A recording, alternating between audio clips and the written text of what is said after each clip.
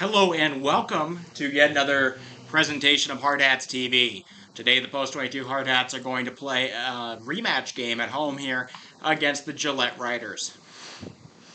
Coming into this game, the Hardhats have an 8-6 record and have won 4 of their last 5. Gillette on a little bit more of a skid, but are still an impressive 19-5. Earlier this season, these two teams faced off in Gillette, and the Riders came out victorious 5-2. Both teams filled with plenty of talent. We'll see how it goes. So let me give you the lineups here today for both teams. Starting off with Gillette Post 42 Riders. Leading off for them is shortstop Seth Peterson. Then he's followed by third baseman Dominic Hecker at the 2. Catcher Riley Schilling will bat third. Center fielder Mason Drew will be fourth. First baseman Carver Partlow going to be at the 5. Left fielder Riley Hawk is 6. Right fielder Jarrett Black is 7. The pitcher will be hitting 8th, Kelby Foss. And second baseman Mason Kubacher going to be at the 9. So, to repeat, the first 3 for Gillette Post 42. Shortstop Seth Peterson, third baseman Dominic Hecker, and catcher Riley Schilling. The middle 3. Center fielder Mason Drew, first baseman Carver Partlow, and left fielder Riley Hawk. And the bottom 3, right fielder Jarrett Black, pitcher Kelby Foss, and second baseman Mason Kubacher with Kelby Foss on the mound. Now for your Post 22 Hardhats. Leading off for them will be the third baseman Aiden Roberts, followed by the center fielder Jace Morgan, who's been on a tear lately. The first baseman Alex Dietrich will bat third. Designated hitter Hayden Hollick is the cleanup. Right fielder Aaron Roach is at 5. Left fielder Tate Crosswade at 6. The catcher Philip Bentz will bat 7th. Second baseman Dawson Inhofer will be at the 8. And the shortstop Wilson Kiefer will be 9th, with Hayden Lighty on the mound. So to repeat, the first 3 for the Hardhats. Third baseman Aiden Roberts, center fielder Jace Morgan, and first baseman Alex Dietrich. The middle 3, designated hitter Hayden Hollick, right fielder Aaron Roach, and left fielder Tate Crossway. And the bottom 3. Catcher Philip Bentz, second baseman Dawson Inhofer, and shortstop Wilson Kiefer, with the starting pitcher being Hayden Lighty. Lighty's been great lately since coming back. So there we go. Thank you all for tuning in to this presentation of Hardhats TV.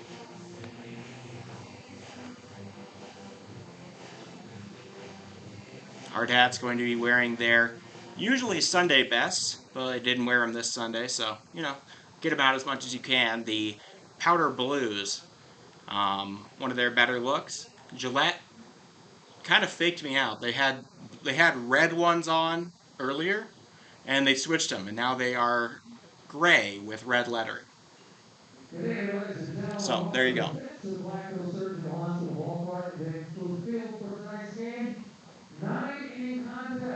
This will be a 9-inning contest for the record. I have that in the description, but 9 innings. Assuming there is no mercy rule, which I feel like is a very confident assumption since the last one went 5-2 in favor of Gillette, and now they have to come out to Post 22 territory and do it. Gillette greatly improved from last season, at least the last time we saw them. Ended up, when they played last year, Post 22 went out to Gillette, beat them 15-0. And then they had a run while hosting the Northwestern Legion Regional. Made it all the way to the last day out of nowhere. And then returned a lot of people this year. Have a lot of star power, brought up some good players, and now they're 19-6. So, it should be good. Hardhats 8-6. Hoping to get the better of these Riders in the rematch.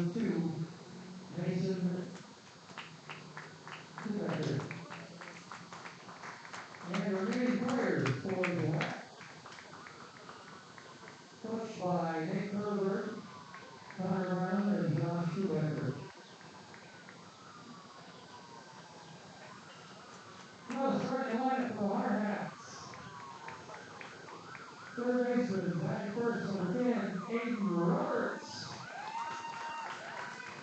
Batting second, the center fielder, 22, Chase Morgan. Batting third, first base, number 27, Alex Hedrick. All right. We're going through the lineups here. Batting cleanup, designated hitter, number 20, Reminder, Hayden Lighty going to be on the mound today for the Hardhats. Running fifth, Kelby Foss on the mound number for 3, Aaron Gillette. Brooks. It's a fine afternoon here. You'll see that shadow gradually move across the diamond today. Give it a slightly wider view for everybody so that we can see the plays left and right of the baselines. This also means you might be able to see a Coach Horvey or Ewing highlight if something is hit their way. They may be in frame and may even catch that. So some extra content for you there. Hayden Lighty. And the leader of the Hardhat team. So we'll get a national anthem here, I believe. Yeah. All right. Out of the field. Dean Kurtz. Now, ladies and gentlemen, this time we ask if you are able to stand, please do so. And face the flag as we honor America. On the national anthem tonight, performed by Sherry Gillette.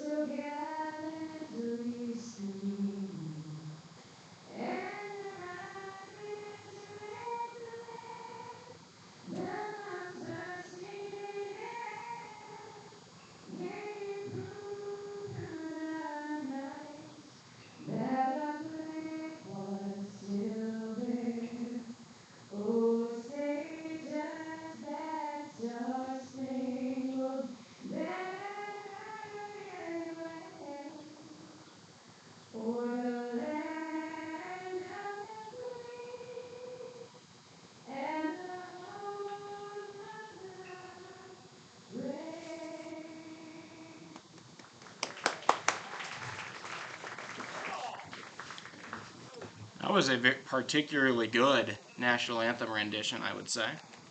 And now we're going to get started. Top of the first inning coming up here. The due-up for Gillette Post 42 Riders going to be shortstop Seth Peterson, third baseman Dominic Hecker, and the catcher Riley Schilling. I'll give you a little fun facts about most of these Gillette people as we go by.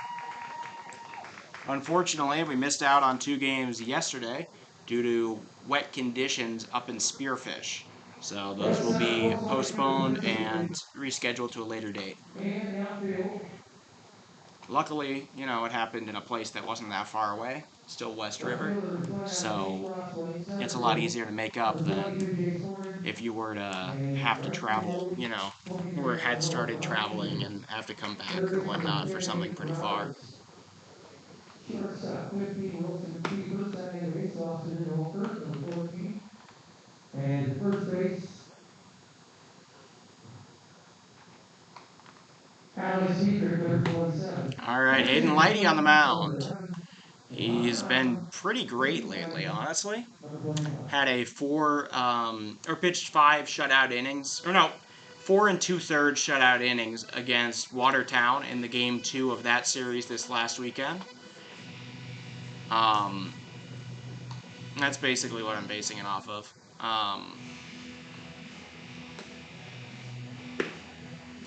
He had only pitched 1 1/3 inning before that.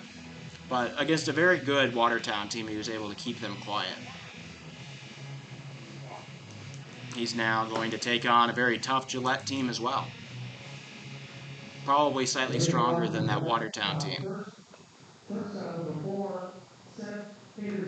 Though that's with all of it, you know, depending on pitching and who's healthy and whatnot.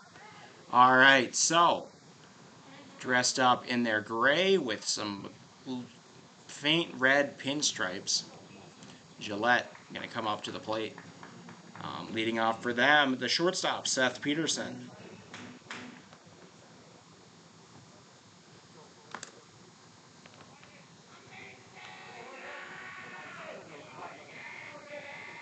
All right.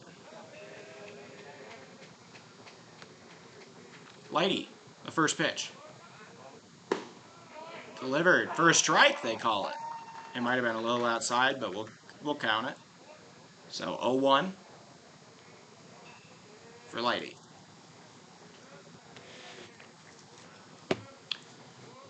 The Rock, he delivers in the dirt. That'll be a no contest ball there.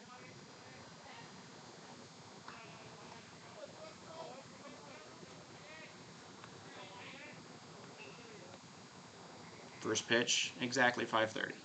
Right on schedule. The delivery, another one outside. Bence will handle it.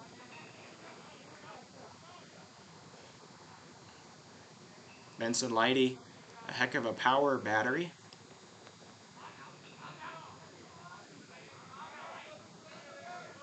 Two on. Fouled off. And that one will go back into the or against the batting cages behind home plate, and it's 2-2.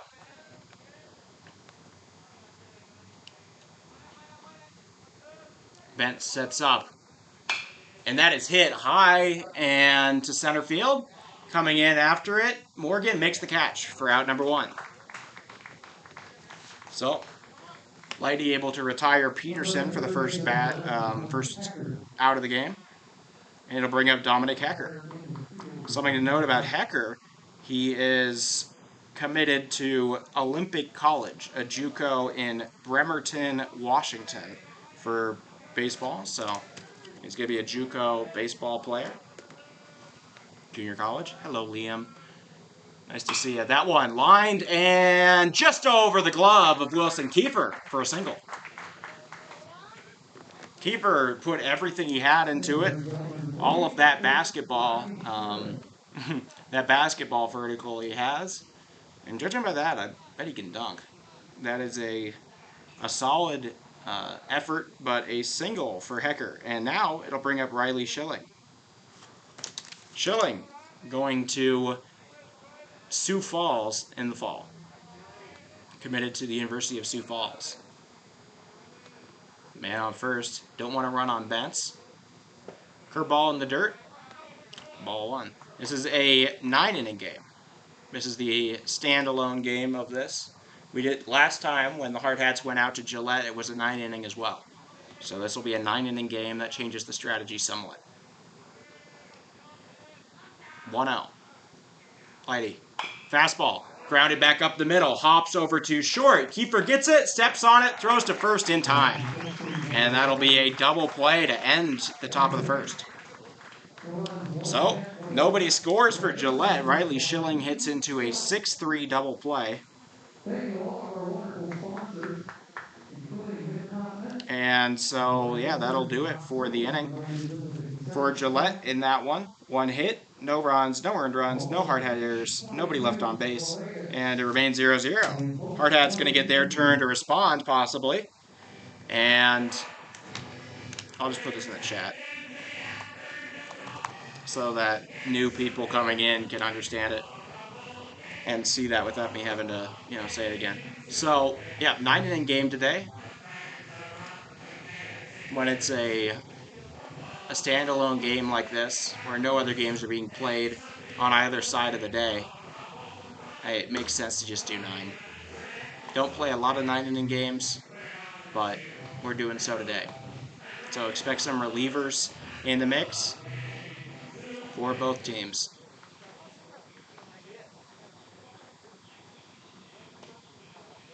This is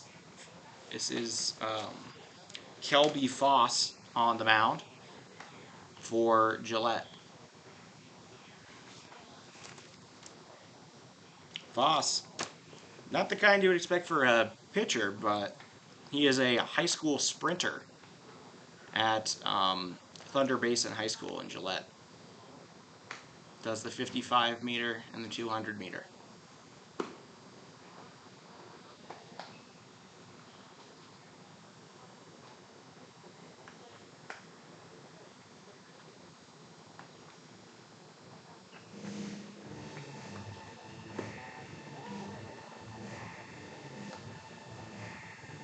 So, as we get ready, the due-up for the Hardhats. Third baseman, Aiden Roberts. Center fielder, Jace Morgan. And first baseman, Alex Dietrich. Last time these guys played, Roberts had 2 of the 5 hits on the game for the Hardhats and scored an RBI. So, there you go.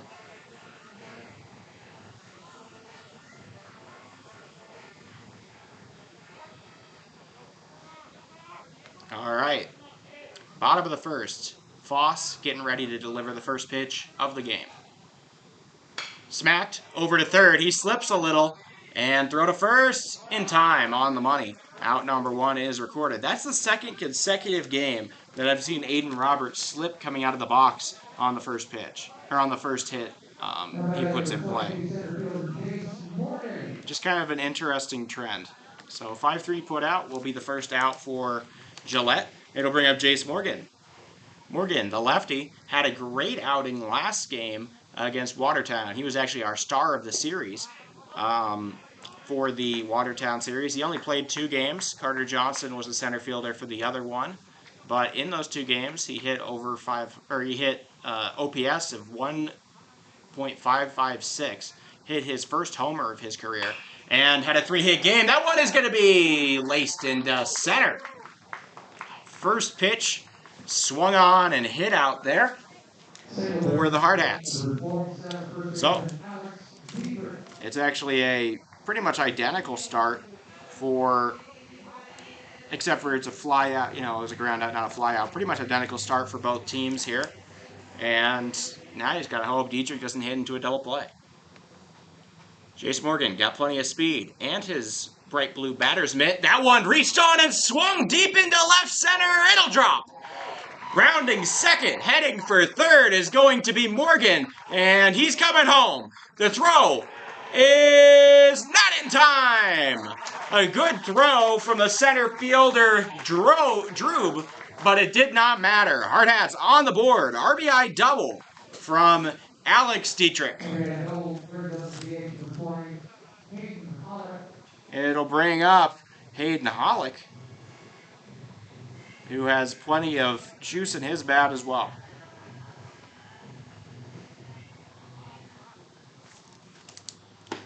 Hollick went 0 for 4 in the game against Gillette earlier this year, probably trying to get a little revenge here off Foss. Dietrich in scoring position, still 1 out in the inning. Foss gives him one, swung on and lined into left. It'll get down. Dietrich gonna hold up, and that'll be a single. So 3 consecutive hits for the Hardhats. Reminder, in the game in Gillette, they had just 5 total and only scored 2 total runs. They're currently on 3 hits and 1 run, and we only have 1 out in this game. We're only 1/27th of the way through this thing. So, Hollick, not exactly a stolen base threat that needs to be worried about too much, but he can round the bases pretty well. And Aaron Roach up. He likewise went 0 and 4 in Gillette. At the strike, delivered on the outside of the plate. Foss not exactly bringing the heat in terms of velocity right now. See plenty of expos and cadets watching from the stands. Throw back to first, not in time. Hollick apparently spooking them a little.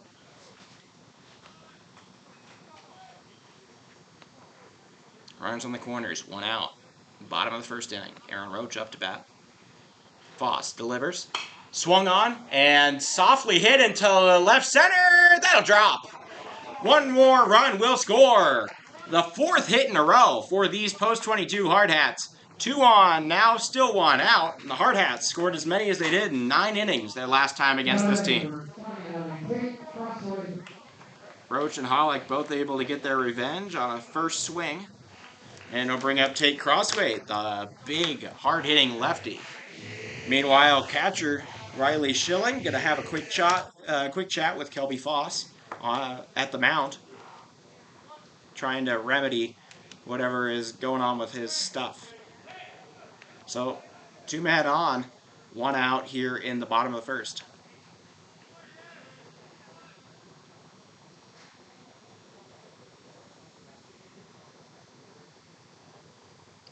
Foss gives him one. Hit foul, but hard. So that'll be the first swing without a hit in this game. Or second swing without a hit in this game. Aiden Roberts ground out. Almost forgot. But alright, 0-1 count now here for Tate.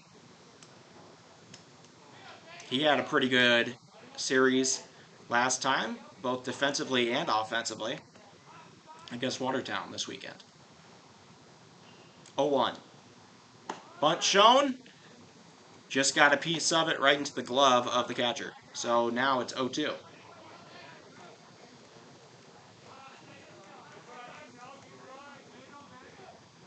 If Tate gets a hold of one, that thing can leave the yard. He has not had a home run this year, but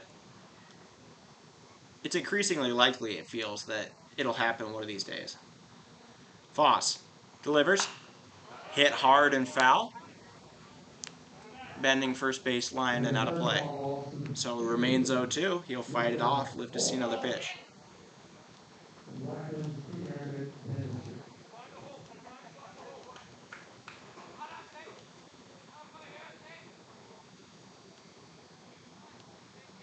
Foss checking the runner.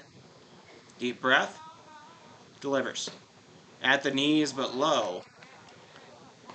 Not high enough. Tate Crossway to last for another. 1-2.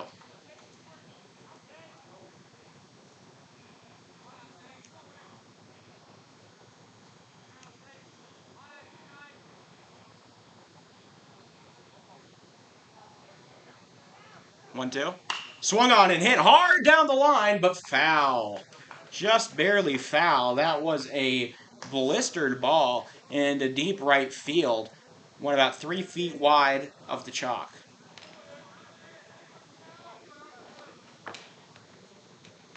So 1-2.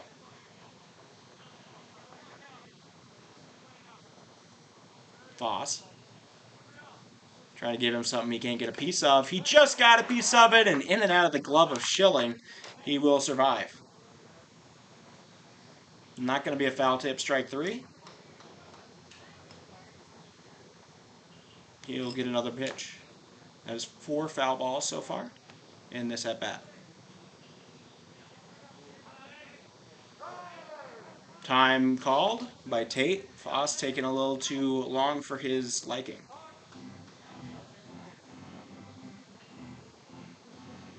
1-2. The at-bat continues. Foss now ready. Nope. Going to check back in. Big windup. That one is going to be flared into left and going back in. He makes the grab. So left fielder makes the grab and going to third. He will be safe as Hayden Hollick. So a fly out to Riley Hawk will move Tate Crossway, or will move Hayden Hollick over to third.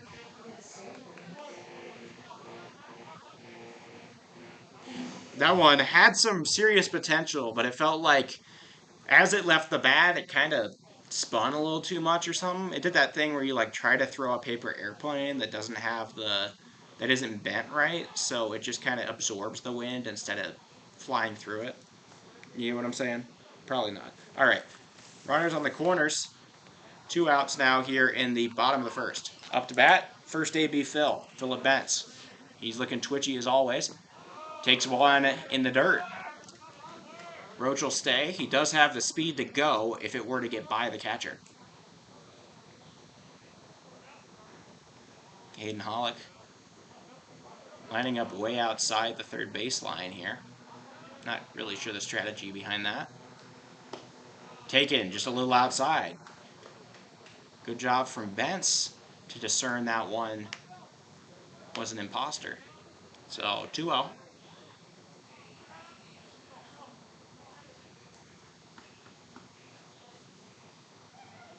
Swing and a miss. Strike one. Bence a little too eager on that pitch. Swung through it before it got there. So 2-1. Roach could almost certainly score on an extra base hit here. Foss gives him one, and it'll plunk Philip Bence on the side. Bases now loaded. Thing is, about a 9-inning game, it's a lot harder to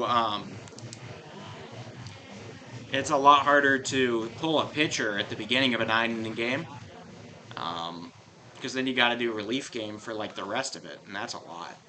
So Dawson Inhofer, who had a great contact series against Watertown and went 1 for 3 with an RBI against this Gillette team last time they played. That's a strike. Will come up to bat with the bases loaded and 2 outs here in the bottom of the first. Hardhats cannot leave anything on the table here. This Gillette team, 19-5 for a reason. 0-1 count to Inhofer. Reaches and fouls it back. Now down in the count 0-2. Foss has yet to put anybody away via the K. But this could be the time. You never know. Inhofer had a great game too against Watertown. Made a couple double plays as well. So 0-2. In the dirt. Schilling does a good job to keep that in front of him. Couldn't allow it to get through. Any leaks in the boat will lead to an extra run. 1-2 count.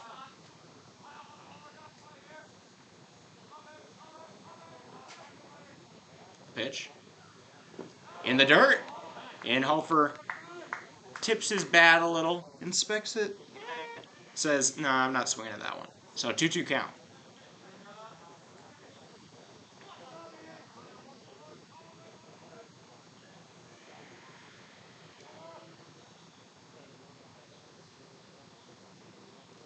Swing and a miss on a high fastball. That'll strand three runners. So even though 2 runs score for the Hardhats, an opportunity missed on a certain extent. Foss gets his first K and gets out of the inning, but he does allow 2 runs to score in a very high-powered hitting bottom of the first for the Hardhats. We'll enter the top of the second now. Gillette playing from behind. Recap that inning for the Hardhats. They have 4 hits turn into 2 runs, both of them earned to the pitcher Foss. No Gillette errors, and 3 men left on.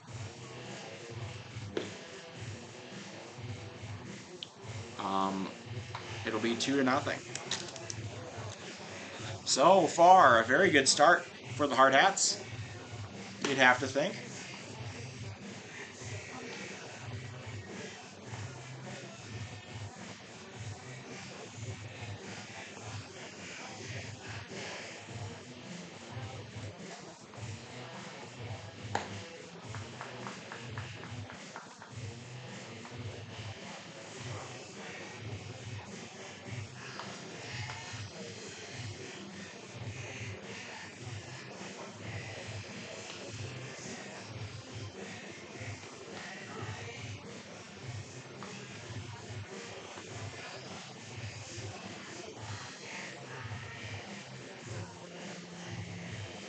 All right, Lighty coming out for a second inning of work. Coming up to bat now is going to be Mason Drube. You may not recognize the name yet, but Drube the center fielder for this team, and also a 3-star quarterback, the number 43 in the class of 2025. He has offers from many power conference programs. 24/7 Sports has him currently going to Boston College. He has offers from Oregon State, Boston College, Washington State, Michigan State, Wyoming, North Dakota State, Nevada, Utah State, and Montana State, as well as a visit to Nebraska. A very, very highly sought after Wyoming recruit. Some say he could be the top recruit in Wyoming to come out over the last decade. 1-0 count now. He is a junior going on senior year. So, yeah, he went out to Las Vegas to compete in the Elite 11 quarterback camp, the little regional camp they had in Vegas just last week. That one low, make it 2-0. So, busy summer for him on a lot of fronts, but still making time for the Legion baseball, which is nice.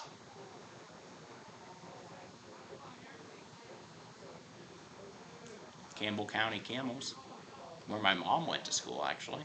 2-0. At the strike. Got strong Gillette connections. Grandfather ran a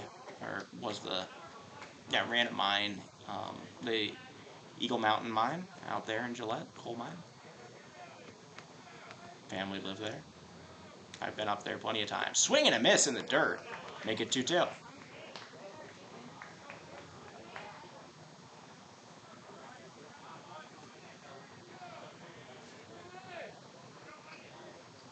Two-two count.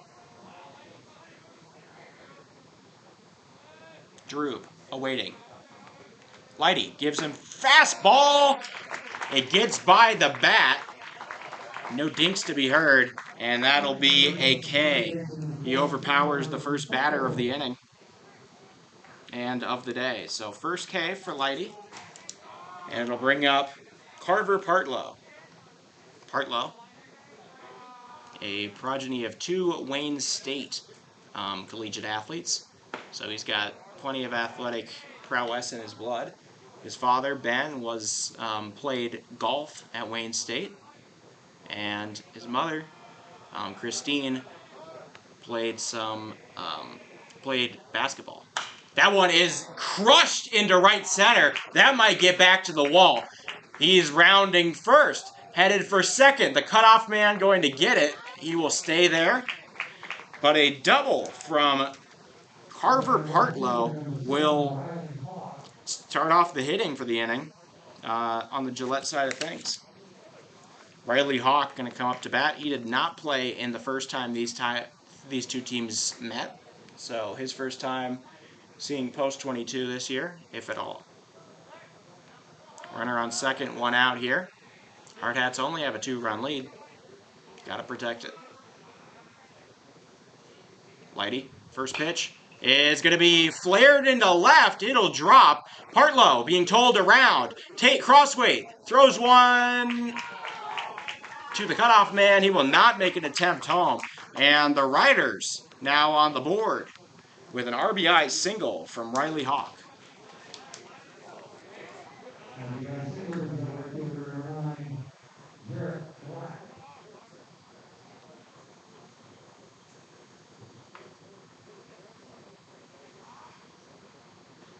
All right, Riders on the board and the tying run on the base paths.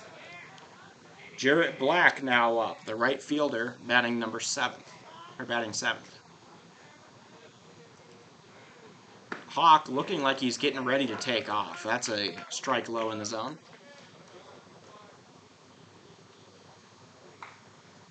Yeah, Black looking like he's getting ready to take off there. Or Partlow. No, Hawk. Hawk, sorry. So 0-1 count. Hawk. Bunt shown. He'll pull back. Throw back to first. Not going to be in time. He did not pull it back. My apologies. That makes it 0-2. He offered but missed.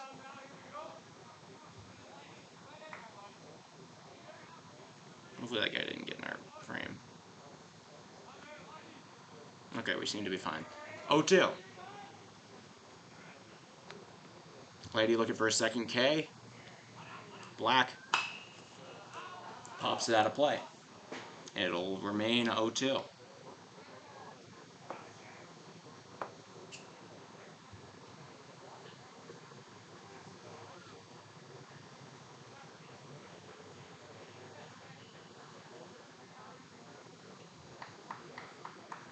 So 0-2 count.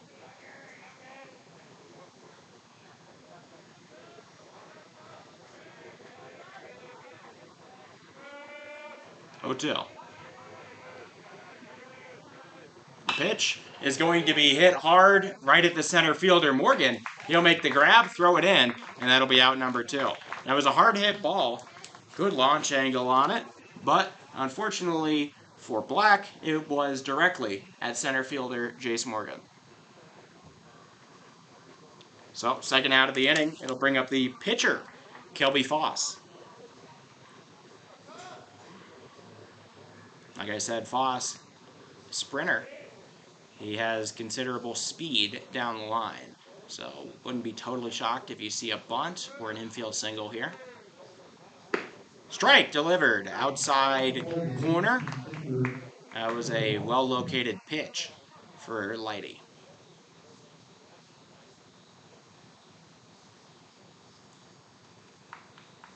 Foss keeping that head level. Taken high. 1-1. Something about that stance for Foss. Head never dips. Eyes stay the same place pretty much the whole time, it seems. That's a solid strategy for tracking, but it should be noted that, fouled off. No neck movement. Probably gonna hurt you in some way. I don't know. I feel like that would strain your neck over time as you do these explosive swings.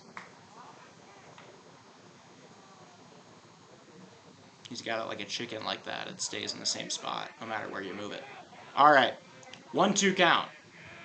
Lighty looking to put the Hardhats out of this inning. The pitch. Slightly low. Good eye there from Kelby Foss. Takes a pitcher to know a pitcher, I guess.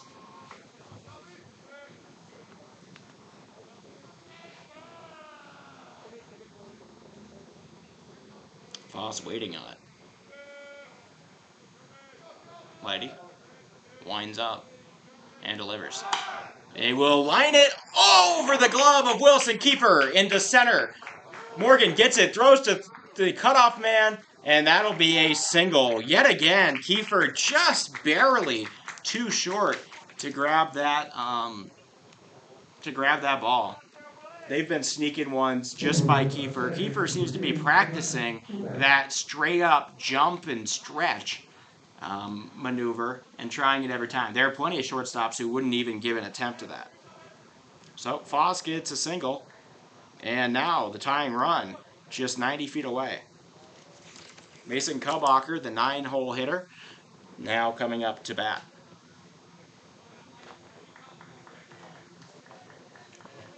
This is why they're so good.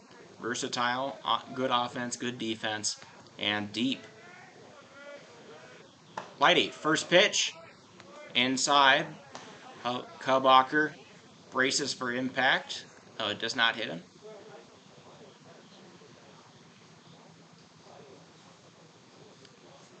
It's Riders team looking to compete with Cheyenne Post 6 for the Wyoming title this year. I suppose they do every year.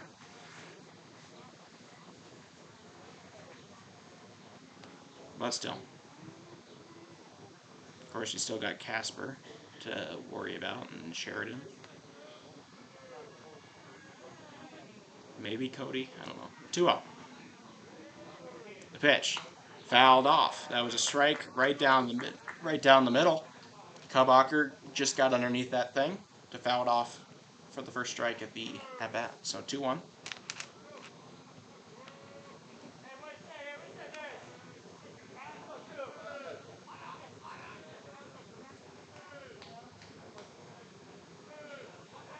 Lighty delivers. Bounces one in the dirt. The runner will stay. But now the count runs to 3-1. On deck is the leadoff man, Seth Peterson. This really does feel like a rehash of the bottom of the first, minus that early run. Looks like maybe you could put load the bases with 2 outs same way, but maybe Postway 2 won't be as lucky. Lighty gives him a strike, gives him something to chew on. He gets a piece of it and knocks it just a little bit foul. Full count now for Lighty. Got to stay calm and collected.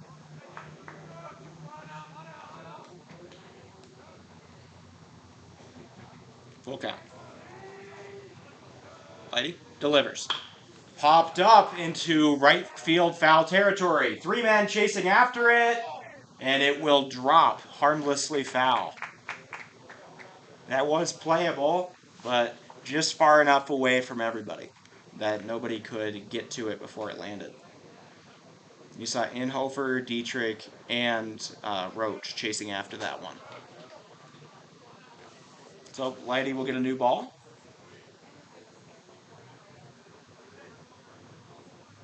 And continue his at-bat here with Kubacher.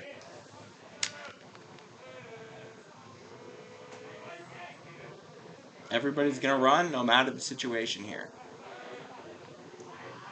Full count. That one fouled back, out of play. And it will remain a full count. This has been a very competitive at-bat with Lighty and Kubacher, and it's a pivotal one in the course of this game. Lighty sets up, delivers, and it'll be low, ball 4.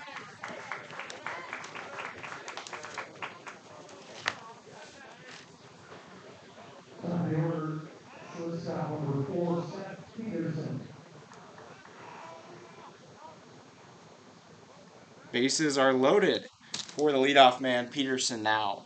Last time up, he flew out to center fielder Jace Morgan in a routine flyout. Now he's got bases loaded, 2 outs. Big game-changing at-bat here. He reaches and pops one into shallow center. That'll get down. Morgan scoops it, and they will keep Foss over on third. But the tying run will score for the Riders. Peterson, RBI single.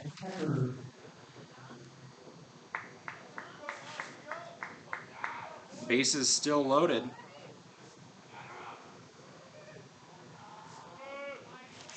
For now, Dominic Hecker, who last time up had a single right over the head of Wilson Kiefer.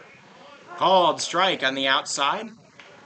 I gotta say, that plate slightly extended on the outside, or closer to the left-handed batter box by this umpire today. High curveball, does not break, moves it to 1-1.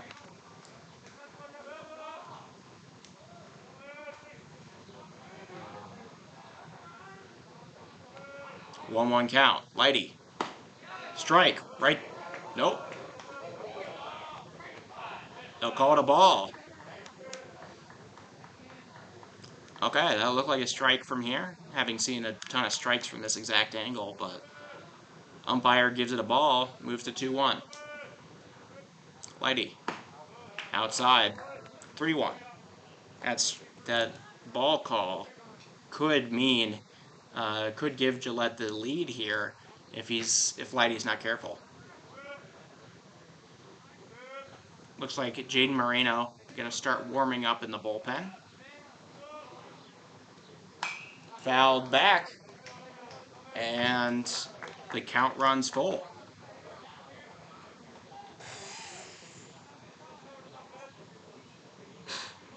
I see one of the parents just got spooked by the PA glass sound effect. All right, full count. The payoff pitch. Swing and a miss on the curveball. Lighty keeps the nerves calm and is able to strike out the batter, Hecker, with nobody coming home with the bases loaded. So, the game is tied up now. Gillette able to recoup their 2 runs that they allowed in the bottom of the first. But Hardhats now going to have a chance to make to give themselves yet another lead. Big pitch there from Hayden Lighty to strike out the batter and strand the bases. So, recap the inning for Gillette. 4 hits, 2 runs, both of them earned, no hard hat errors, 3 men left on. An identical identical summary to the bottom of the first for the Hardhats. Things just happen in a different order. So it's 2-2. Hardhats looking to keep hitting as well as they have been. Wilson Kiefer going to lead this one off, the Northern Colorado commit. A good defensive and offensive shortstop. He's got a couple siblings, I believe. I know Lars Kiefer is in the Expos, or is on the Expos right now. Looking to be a very good power speed guy. Also playing center field. So, excited to see him in the coming years. Wilson, the star of the show right now. Wilson Kiefer, three-sport athlete, baseball, I want to say football, and then basketball. Of course, he's really good. Was the Rapid City High School Athlete of the Year, playing for Rapid City Christian this year. So, heck of an athlete. Put his resume against pretty much any of the rest of these guys. Kiefer, his last time that he played Gillette, though, did go 0 for 4 with 2 strikeouts and an error defensively.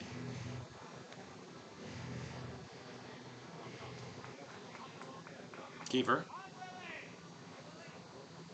Getting ready. First pitch. Swung on and tipped back to the netting.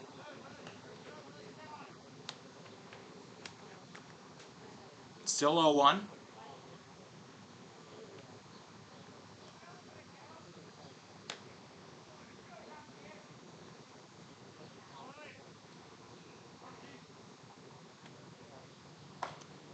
He check swings on one, and it just finds its way to the barrel. An unlucky, accidental foul ball there for him.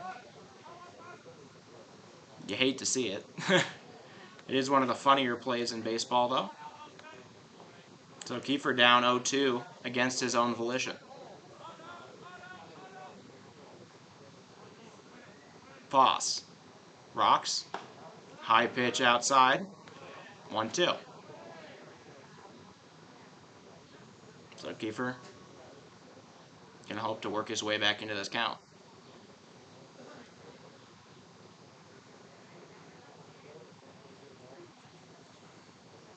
Foss gives him one. It is a check swing just over the pitcher's head. Over to second base. The throw to first.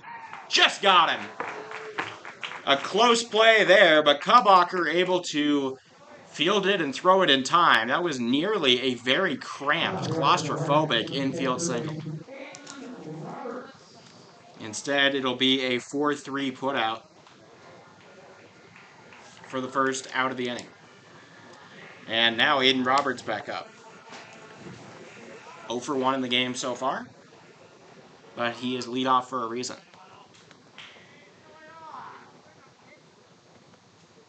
Foss throws one in the dirt. Roberts not going to entertain that one.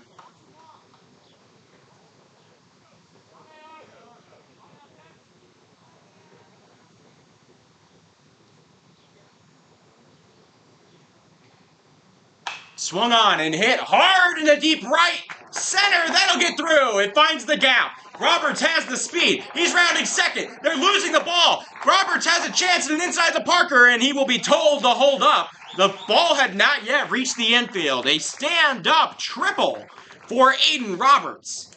He could have gone. It would have been a risky play.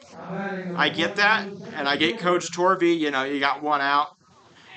You'd rather have him come home with one of the other guys, but that could have been an inside the Parker for Aiden Roberts in all reality, given his speed and the pace he was at. Jace Morgan now up. He is 1 for 1 with a single. His last time up. Ooh, my gosh. That one about 18 inches below, going through the concession stand window and into the popcorn machine. That could have been a real issue. First pitch was a strike, though. Morgan on a tear lately. As I mentioned, had his first hard hat home run on Mother's Day this Sunday. Also had a couple good walks in there and 3 total hits. Slugged over 1,500. Low pitch, taken for ball 2.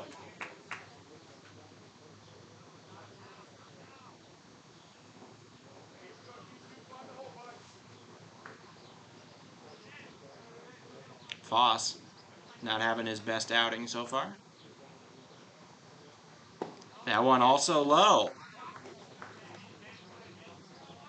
Morgan doesn't like it that way. Would prefer they're a little more central so he can get a piece of them. So 3-1 count now.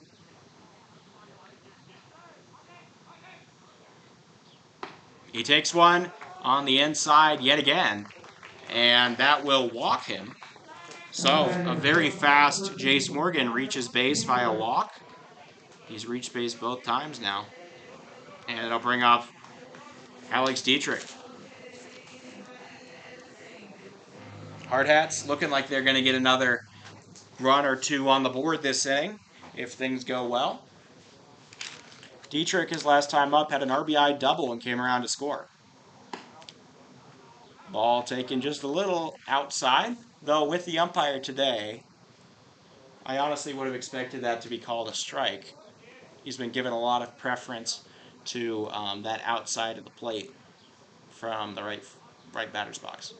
That one reached on and drilled over to second, handled Kubacher, then throw to first in time, double play, and nobody will score for the Hardhats in the bottom of the second. The game remains tied on a clutch double play from Kubacher over to Peterson and finally over to Partlow at first. So, that Roberts kept at third thing did not pay off. And now the game remains knotted. And I might add, both teams with 5 hits and 2 runs. Pretty much an identical scoreboard, except it's like a domino pattern with the 0-2 and 2-0 of the 2 teams. Very interesting. I'm going to take a photo of that. It's a very interesting scoreboard to look at. Also a very pretty scoreboard, of course, here at Fitzgerald Field, or Fitzgerald Stadium, Dave Blue Field.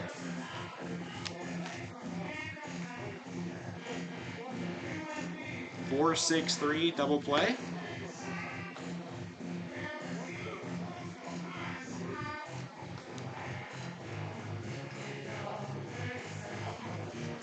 So recap that inning for the Hardhats. 1 hit, it's the Aiden Roberts triple. No runs scored, no earned runs, no errors on this Gillette Riders team. And 2 men are left on. It remains 2-2. So still knotted up after 2 innings. Top of the third upcoming. And leading off, going to be the catcher, Riley Schilling. Plenty of Schillings have come through this program. Case Schilling is on the bench, and of course, Riley going to Sioux Falls in the fall.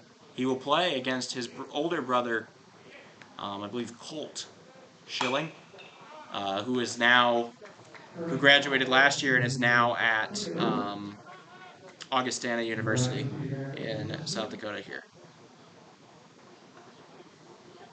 Both of them coming east of the border. Moves to an 0-2 count. Schilling his last time up, grounded out into a double play.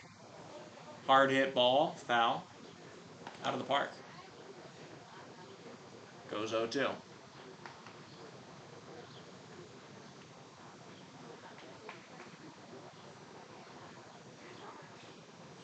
The pitch. High and inside. Almost got a piece of him. Good job to limbo out of the way there from Schilling.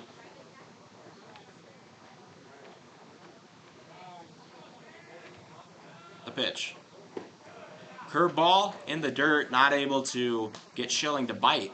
We have a pair of pitchers warming up in the bullpen right now. Eli Kelly among them. Eli, the relief ace for the Hardhats, first team All South Dakota last year. 2-2. Fastball fought off, and the at-bat will continue. Lighty's pitch count definitely being driven up here today by the plentiful foul balls coming from this Gillette team. It's not that he hasn't gotten balls by him. It's that strike three is hard to get to. As I say that, the curveball gets him to whiff, and Schilling goes down on strikes. The third strikeout of the day for Hayden Lighty. Mason Drube, the football star, the Camel Commander, as one may say. Captain Camel. Take it high. 1 out. I've been to Humphreys out in Gillette.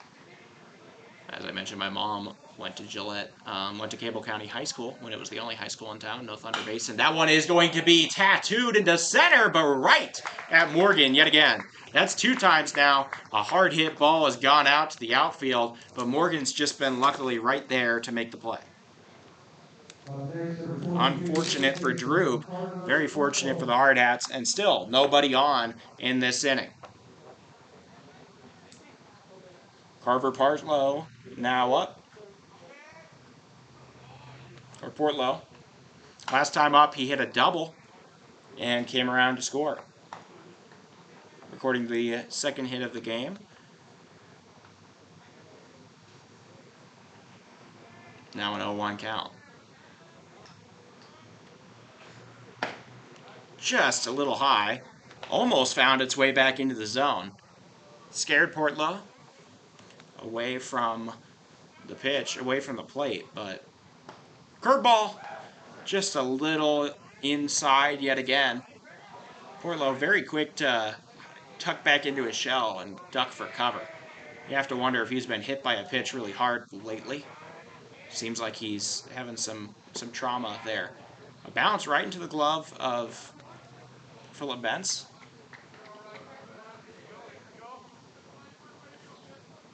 Sorry, this guy's in the way. I don't know what he's doing. Not taking a seat, though. Sorry, that one popped up over to me at a play. Yep, you can hear that dunk. It takes like 4 or 5 bounces off the top of the box here. I don't know what that guy's doing. I don't know if I can tell him to go. Oh, he's moving. Yay. All right. So, full count now here for Lighty. He delivers. And it's outside, ball 4. He will not get a spotless inning as he walks the batter, Carver Partlow. And it'll bring up Riley Hawk. Last time up for Hawk, he hit a single. Oh. Mound visit for the Hardhats, talking to Lighty. Feels like he can get out of this inning. At least get through 3. He's done a pretty good job here. Just some words of encouragement. Maybe a little status update on the bullpen, of which there is 2 pitchers warming up. Let me use my phone and try to zoom in to see who they are. Looks like Rowan Fredrickson and Eli Kelly. Both of them warming up simultaneously in the bullpen. So 2 outs. Up to bat is Riley Hawk. Last time he had a single into center. Down the left field line that brought home the runner, Carver Partlow. Partlow trying to come home again and give Gillette a lead here in the top of the 3rd. If the pattern were to hold, though, they should go scoreless in the top of the 3rd. Hardhats should score 2 in the bottom of the 3rd. And then they'll score 2 in the top of the 4th. The pitch is going to be hit hard and through into left field. Partlow going to stay there. But a single yet again for Hawk. He's 2 for 2. And Coach Torvey going to come out and I believe take the ball from Lighty. Lighty's day, 2 2/3 innings pitched, 6 hits allowed, 2 walks, 3 strikeouts and 2 earned runs so far, though the 2 on the base paths are belonging to him. And coming in will be Eli Kelly. Eli, far from a hard-throwing right-hander, but he has crazy movement on everything he has, and he has a great sense of playing with pace and getting you to swing both in front and behind pitches.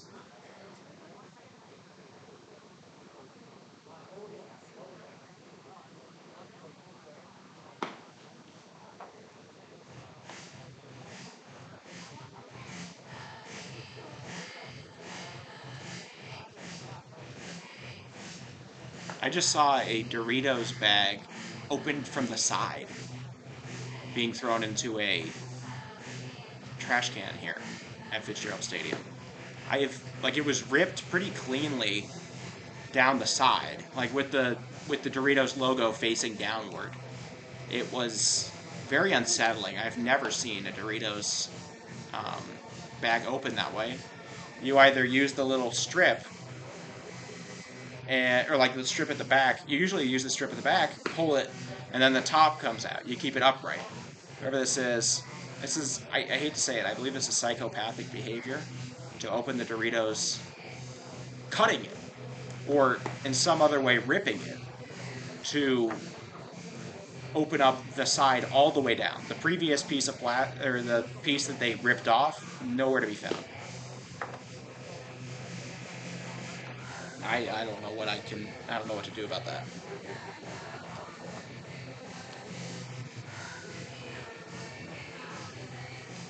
All right. Oh, walking taco. That could be a good idea. Okay. All right. It makes more sense now. So 2 on, 2 outs. And now on the mound, Eli Kelly.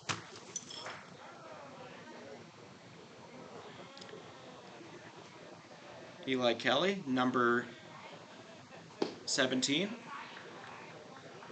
My personal favorite 17 is Phillip Rivers.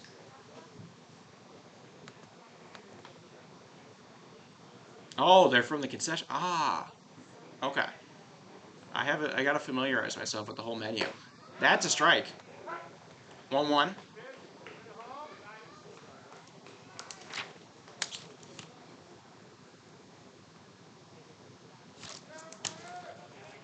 One count.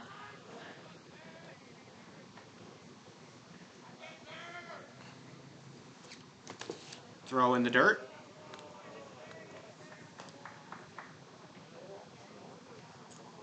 Jarrett Black up to bat. Last time up, he broke up a hit train with a line out to center field.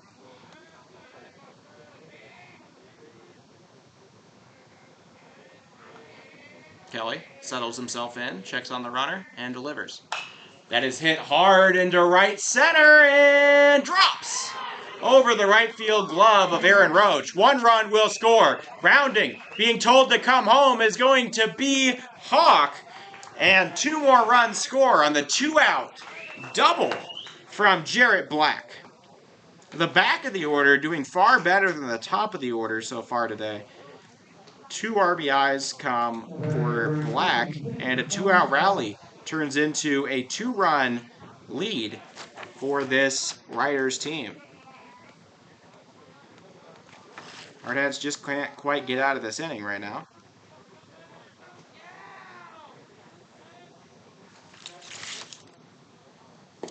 Foss now up to bat. First pitch taken for a ball.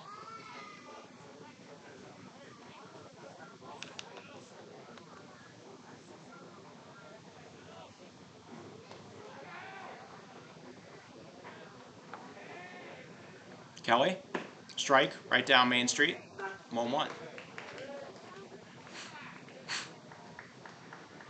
Umpire just let out it. I don't even think it was a strike. I think he just made a sound and did the motion. I don't know. That's probably the rules. 1-1. Man on second, 2 outs. Kelly just trying to get out of this thing. Curveball in the zone. A pretty one right there. He's in. Strike! Strike! Love that. Thank you all for tuning into Hardhats TV, even if I'm a little crazy. So 1-2 count. Kelly, just trying to get out of this third inning. Curveball almost gets by Foss. He swings low and just gets a piece of it. He'll survive to see the next pitch. 1-2.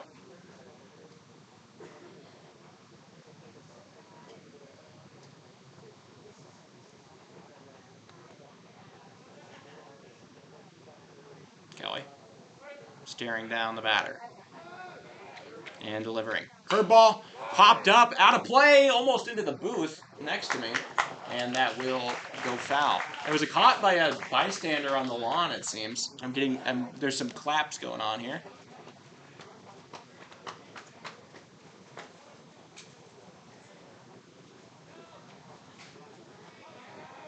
So 1-2 count. Kelly. High pitch. At some point, you got to try something different so he doesn't get,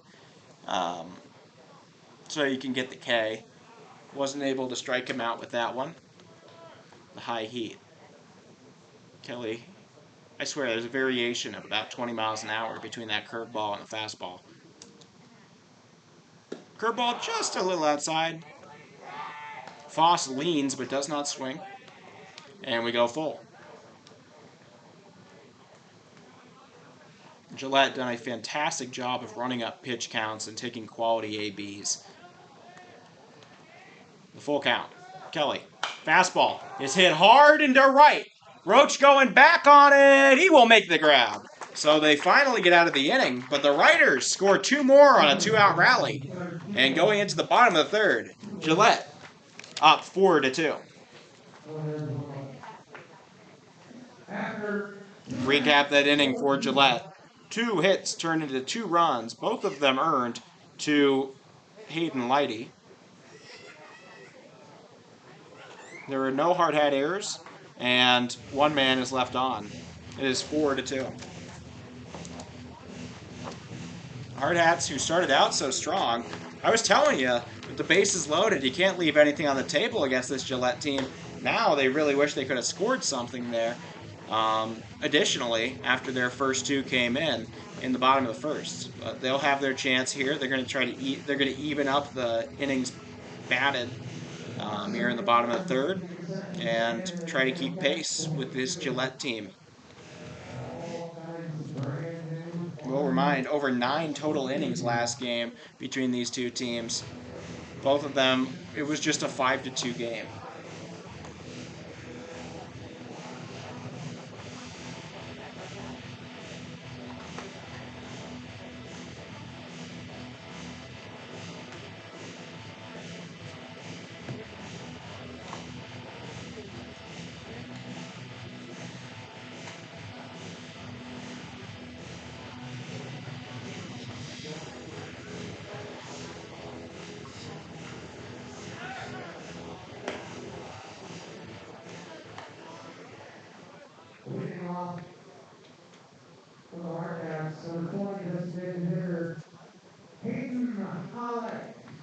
So Hollick going to lead off this inning here.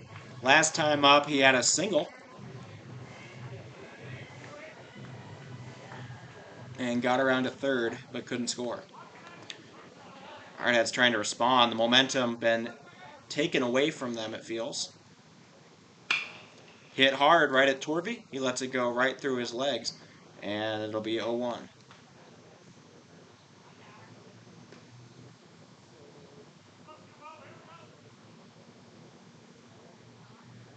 Foss still on the mound for the third inning.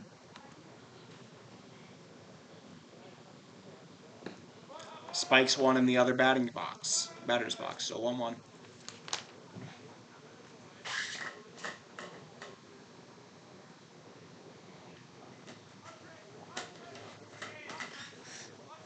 So it's a 1-1 count now.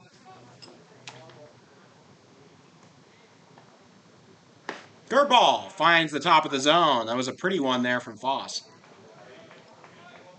Moves the count to 1-2. That's the first really good curveball I've seen Foss throw today. High rise, low drop. 1-2. Hollick watches a skipper not quite make its way to home. 2-2.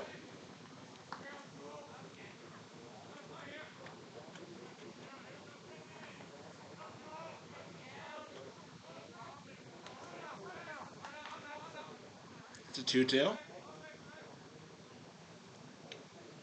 Foss winds up, delivers outside, ball 3. Hard fastball, thrown wide of the plate. And now the count runs full for Hollick. A walk as good as a single in this situation. Outfield play, or the infield playing out right now, preparing for a ground ball. Another one taken on the outside, and Hollick with the leadoff walk.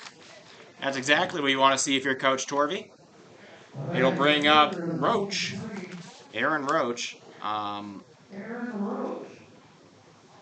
with a man on, nobody out.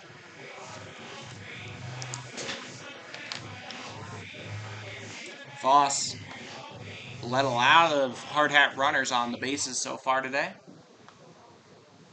but it doesn't seem to really. I mean, the offense is doing so much, including him. He's doing a lot on the offensive end. Hard hit, ooh, smacked up the left field line, but foul. Had that stayed fair, I don't think there's any way the third baseman catches that off anything. That was a shin breaker. 0-1. The catcher getting closer to the plate right now. Possibly a bouncer. I don't think he intended to throw that one.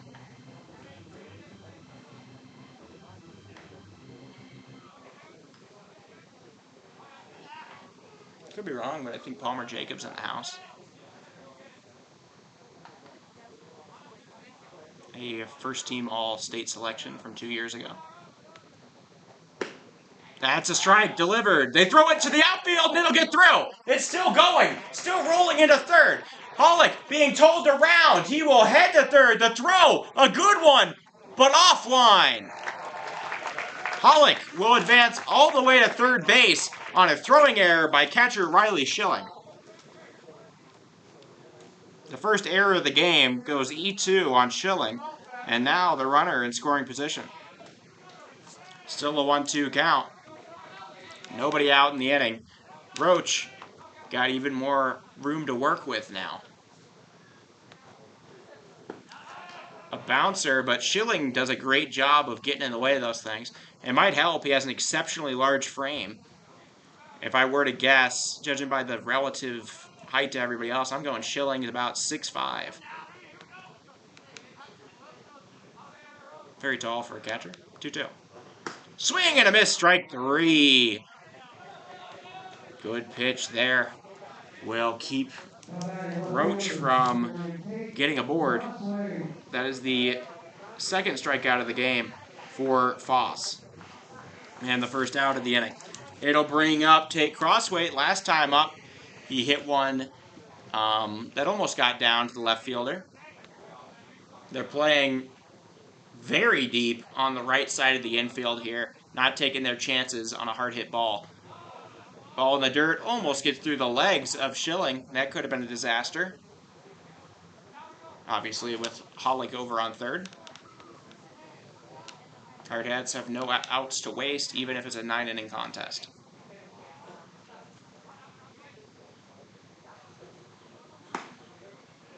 Ball, somehow.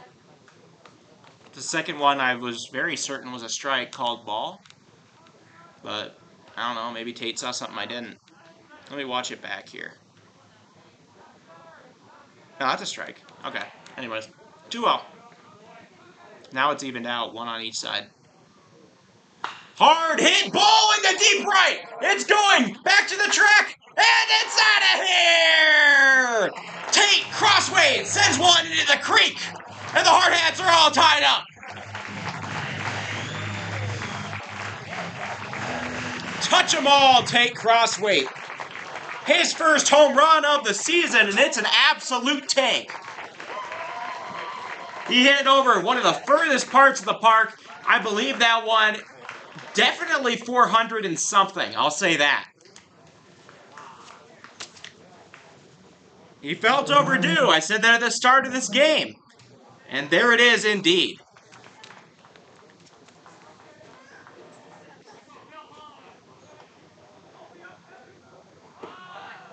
That is what you love to see.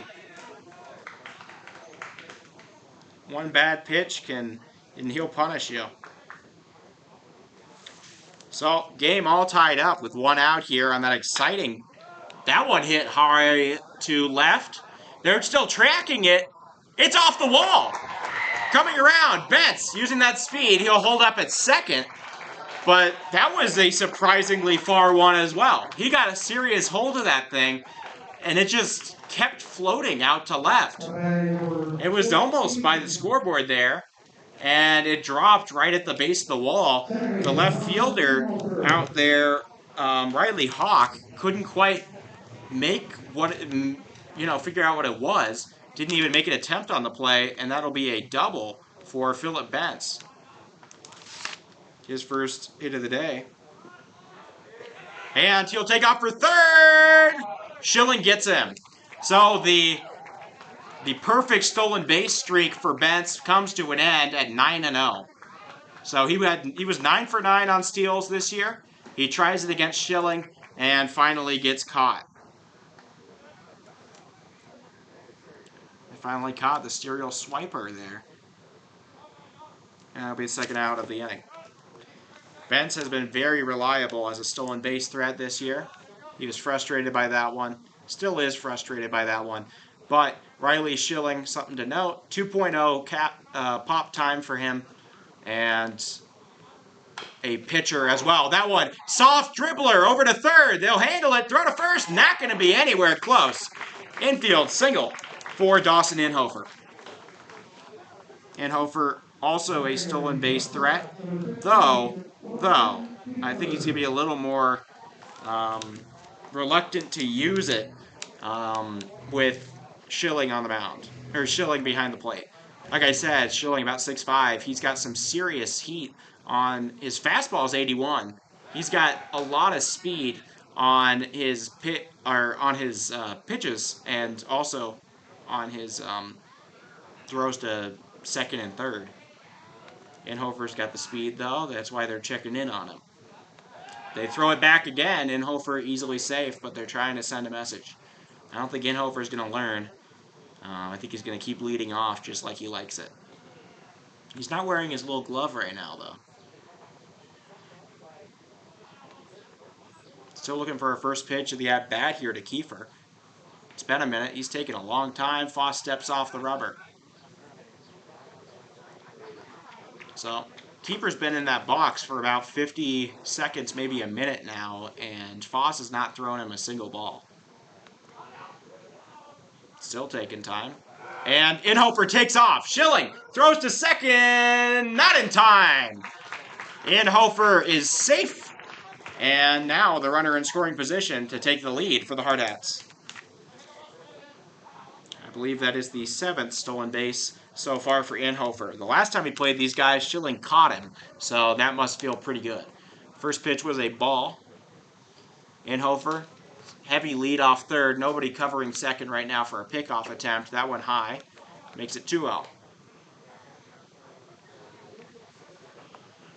Inhofer. That throw was not too far behind him. I think it's because the second baseman came in front of the bag, had to spin around to tag him. That could have been what cost him. Inhofer trying to get in the head of the pitcher, and it's working. 3-0. The count.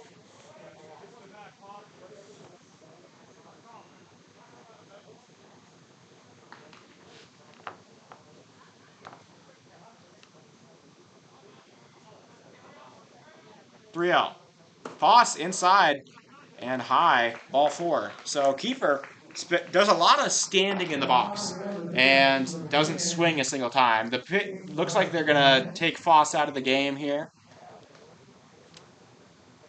in the exact same amount of time and the exact same amount of runs allowed as Hayden Lighty. This game just stays so evenly matched. Now up to bat is Aiden Roberts. Something to note for him, he's got he had that triple, could have been an inside the Parker back in the top of the inning, or top of the second, but did not come home to score, despite the 1-out hit. So they're going to keep Foss in. This is where for Hayden Lighty, they kept him in after talking to him, trying to get that final out, and instead he allowed a single to score a run, or he allowed Riley Hawk to hit a single and take the batter first to third. There's 2 on now, both of which are fast. And Aiden Roberts up to bat. 3 for 6. That one gets through the legs. Inhofer going to make it to third safely. Kiefer started to take off. Inhofer didn't see it got through the legs very quickly. Kiefer was worried he was going to have to come back to first if Inhofer wasn't able to recognize it. But the first pitch, a wild one, will advance the runners. Foss stepping off. He seems a little impatient, a little frazzled, I may say. That's a strike delivered to the Packs. 1-1.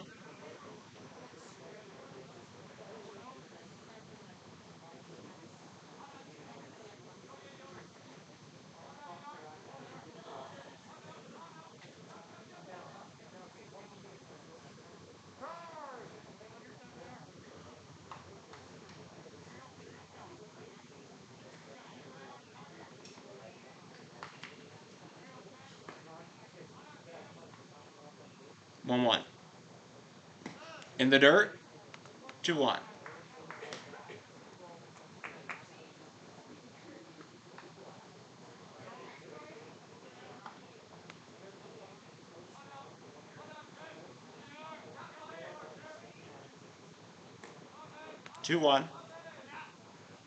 Foss, strike, delivered on the outside. That's that extended zone that we've seen already in this game, so love the consistency. So 2-2 with 2 outs here. A chance to really break this game open for the Hardhats and give them a lead. Foss stares it down. Still not in his position. He's still facing the plate. He now steps and delivers. Just a little inside. Almost a strike. Tried to nip the zone on its way by. Couldn't quite. And we go to a full count.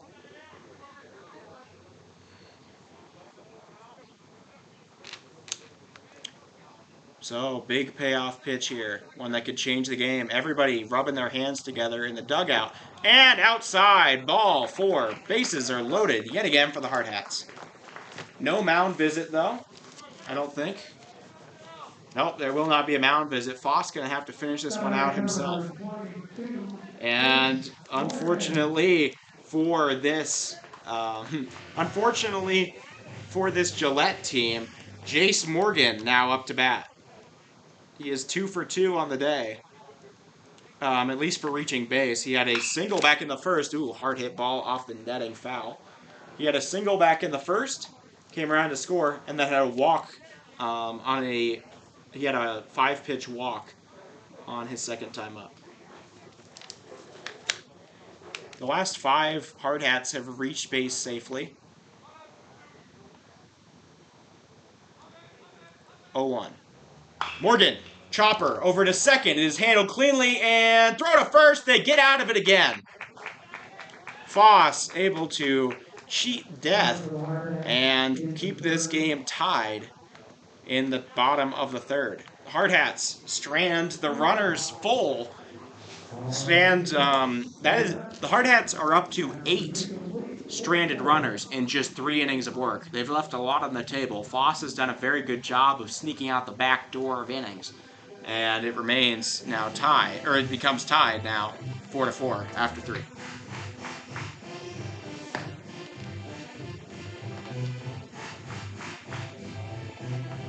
So, for the third inning, Hardhats with 3 hits, 2 runs, both of them earned. Still no, or 1 error, sorry. Actually, only 1 of the runs earned. 1 run earned. And 1 error on the catcher, Schilling. And then 3 men left on. You have to wonder, with Philip Bentz getting out at third, if they'd have the lead right now. You'd have to think so. But I totally respect Philip going for it. He's been unstoppable on the base paths until now. He stole a base off of Schilling back in Gillette 2 weeks ago. So I don't blame him one bit. Kelly coming back out for his second inning of work. Mason Kubacher going to be the first batter he faces, the 9-hole hitter. Last time up, he drew a full count walk off Lighty after fouling off 4 pitches. Curveball just a little high. On most batters, that would have been a strike. But Kubacher, I'm guessing an underclassman, a little bit small in stature. So 1-1. Called strike on the edge of the plate. That's that extended strike zone near the first base line, or near the left-hander batter box.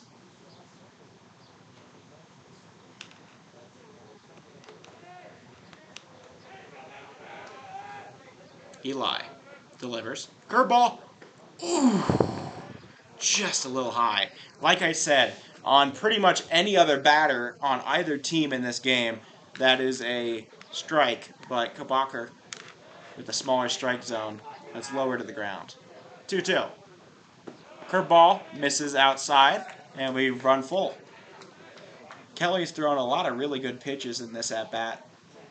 But he's got to watch out. The last time the count ran full against Kubacher, he fouled off 2 pitches and drew a walk. And that one's high. Taken for ball 4. And despite throwing several good pitches, Eli Kelly walks the opening batter. Now, those are some quality at-bats. 2 walks on full counts for Kubacher. And that sets him up for the leadoff man being aboard. And it'll bring up Seth Peterson. His last time up, he had an RBI single. Kelly gives him a fastball. Hard hit. Grounder foul. 0-1. As with a lot of people, a little early on that pitch.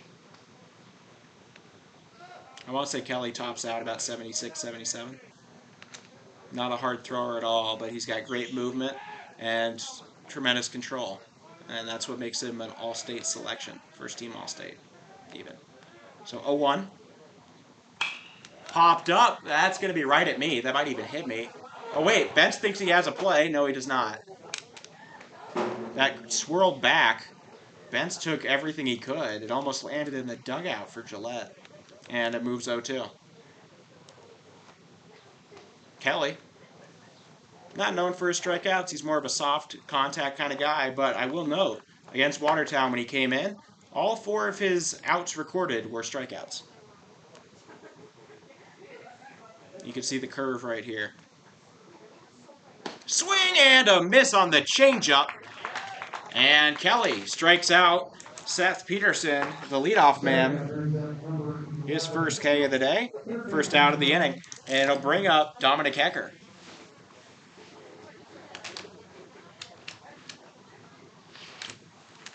Last time up, Hecker struck out swinging against Hayden Lighty. We'll see how he does in his first encounter with Eli Kelly. Runner on first. Slight lead off. Doesn't look like he's going to take off. Curveball in the zone. They throw back. Not going to be in time to make any tag, but that is a strike 1. A pretty curveball. If you are going to steal on anybody, on a pitcher, Eli's not a bad one to try out. On the fact that his pitches take a long time to get to the plate. 0-1. Time called. There's a ball in right field. That came out of the bullpen for Gillette that they needed to clean up before they could play. So no time for either pitcher or batter, just kind of environmental hazard. Kelly, the 0-1. Here to Hecker.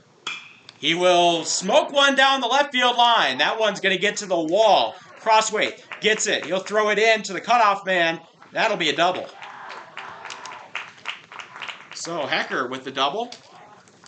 And now the go-ahead run, 90 feet away with one out here in the top of the fourth. No run score there.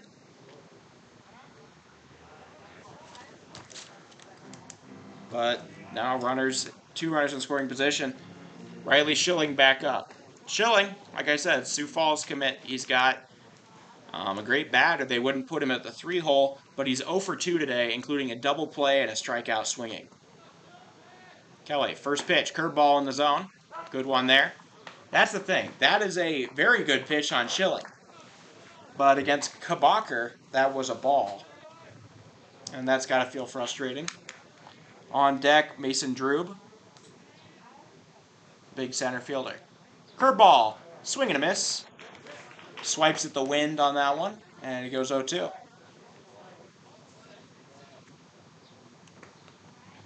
Kelly has a chance for a K here.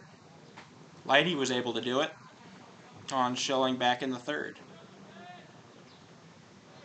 Curveball. Grounded. Up the middle. Kiefer has it. He will not throw home. And the go-ahead run will be safe. Kabacher comes in. Kiefer didn't like his odds there. Made an informed decision. And held the runner at second and threw to first for the out. So that'll be an RBI ground out for Riley Schilling.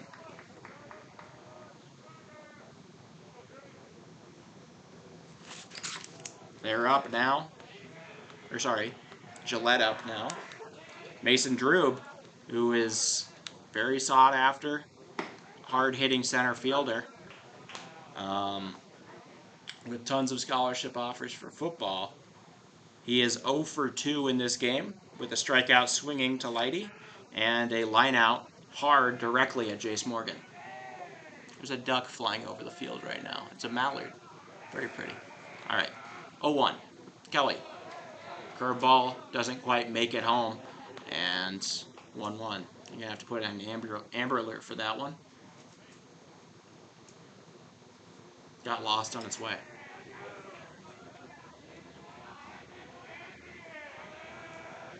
Yeah, I think that's Palmer Jacobs there, watching from the sidelines for the Hardhats. Curveball, slightly high. 2-1.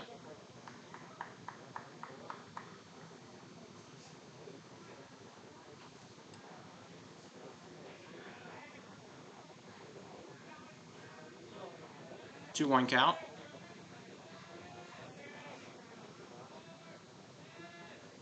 Kelly gives him one to chew on. That is lined into right. It'll get down. Another run will score. They're going to second. Roach throws it in, and he will be safe. RBI double.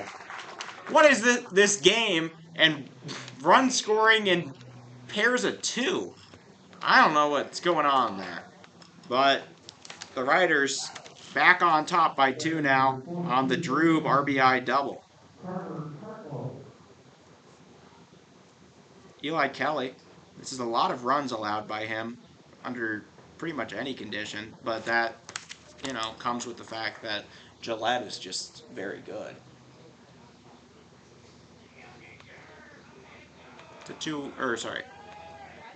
Blank count here to Corver Partlow. Partlow, soft grounder over to short. Kiefer scoops it, throws to first in time. And that'll finally be the inning. The Riders make a rally and yet again keep the Hardhats at distance. as they extend their lead 6-4. Recap the inning for the Gillette Riders. 2 hits turn into 2 runs. Both of them are earned to Eli Kelly. No errors from the Hardhats, right? It says there's an error on the board. I don't know when that would be though.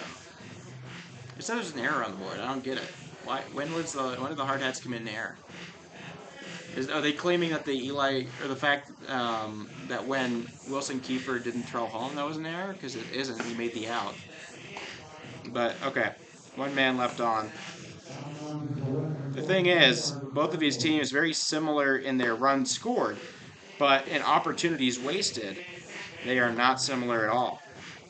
Just 5 runners left on base through 4 for this Gillette Riders team, while the Hardhats have stranded 8 runners through 3.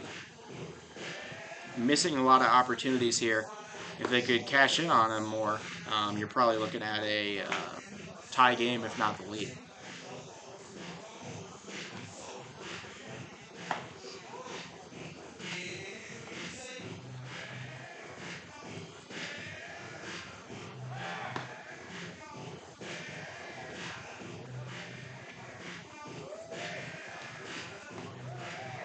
All right.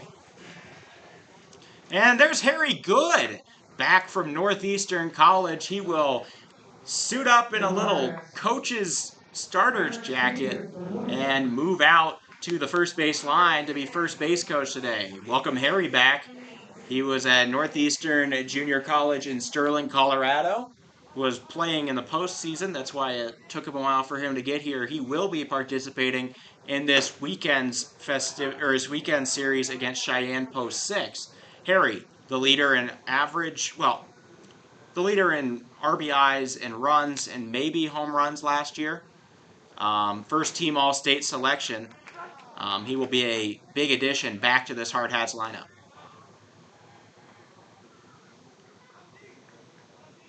0-2 count.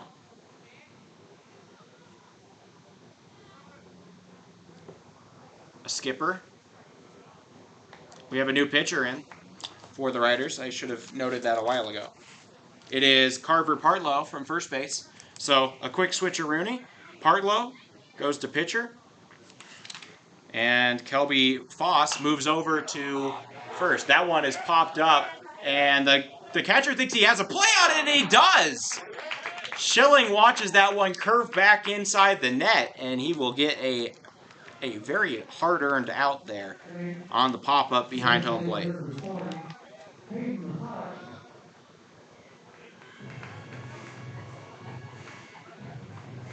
So Partlow records his first out.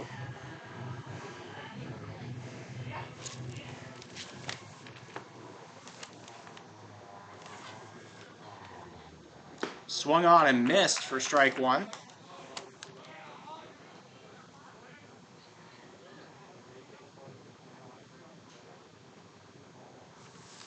Pollock reached on both his times up so far. That's a strike.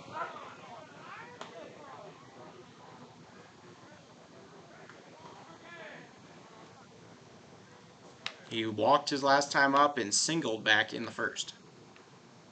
0-2. Swung on a low pitch. Soft grounder over to short. Throw to first in time. So the first 2 runners retired by the new pitcher, Partlow. And the Hardhats looking like they're going to have their first inning without a hit here if Roach can't make something happen. That was an interesting one. Pollock reached at one well below the zone, but did make solid contact, all things considered. He had to bend for it, but he made the contact. But it just was not an appetizing enough pitch. There's the strike closer to the left, just slightly outside on the real zone. So 0-1. Partlow delivers, foul tip, strike 2.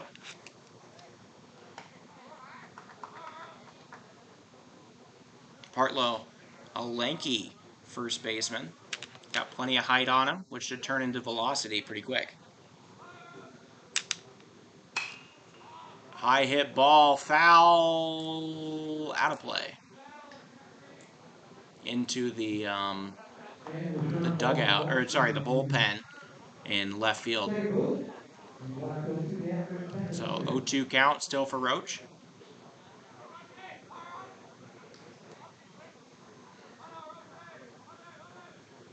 Foul tip right into the glove of Schilling, and that's a 1-2-3 inning. The first one of this game for either team.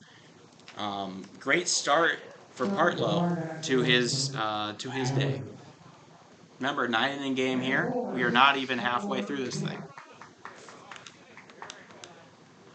This is shaping up to be a classic, however. Something along the lines of like a 13-11.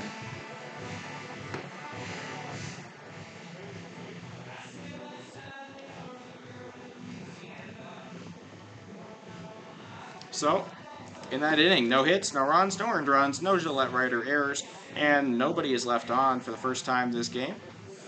Still 6-4. The Riders, a very tough team to get out.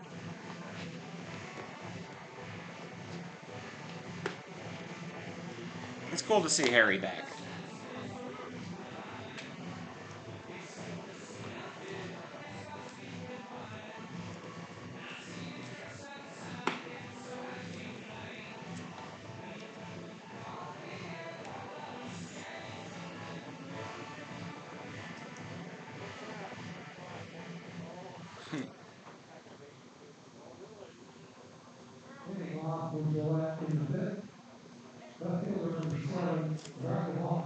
All right. Top of the 5th now. Still got 5 innings to go. Eli Kelly back out there. Riley Hawk, who's having a great day. First pitch, ooh, ball. Almost a strike. Hawk is 2 for 2 with a pair of singles and 2 runs. 2 runs and RBI. Also, his jersey is a little big for him. Just going to say it. Very baggy jersey on him. He seems to be slight of frame, but that hasn't stopped him from muscling a few into the outfield. 1-1 count now for Kelly. Hawk did not play in the first matchup of these two teams, but has been a key addition. Big swing and a miss on a changeup there. Makes it 1-2. Maybe a slider. I don't know. Does Eli have a slider? He might. I don't know. Okay. 1-2 count. Kelly, swing and a miss, strike 3. He gets the opening batter out. First time they've been able to, take down the Hawk this entire game.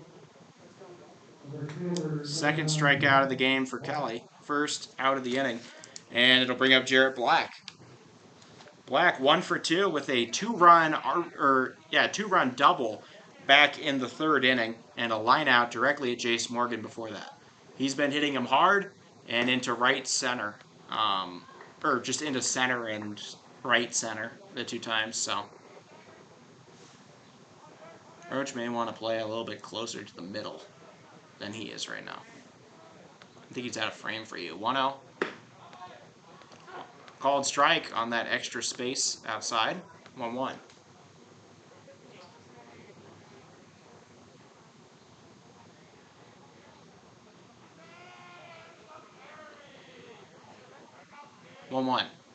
Swing and a miss. Nobody can seem to make contact with Eli's pitches right now. They're just a little too slow for them. They expect him to come in quicker. There's a dove doing laps off of the light tower. That has popped up into center. Should be a routine out for Morgan. He makes it. So now, Kelly, giving the Riders a taste of their own medicine. 2 down. Nobody coming through for them so far in this inning. This is the normal Eli Kelly we've gotten used to over the last year and a half. I think 2 years. Kelby Foss now up. Now playing first base. I don't think that'll change his hitting, but he is 1 for 2 with a fly out to right and a single. Fastball outside, 1 out. Eli got the Jamie Moyer build, but without the age. It's a 1-0 count. Curveball, a little high. 2-0. Gotta watch out for that. Can't get behind the count here against this team.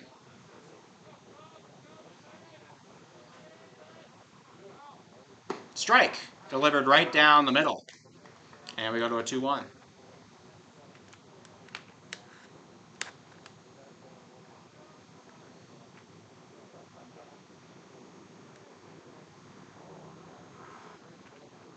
Kelly.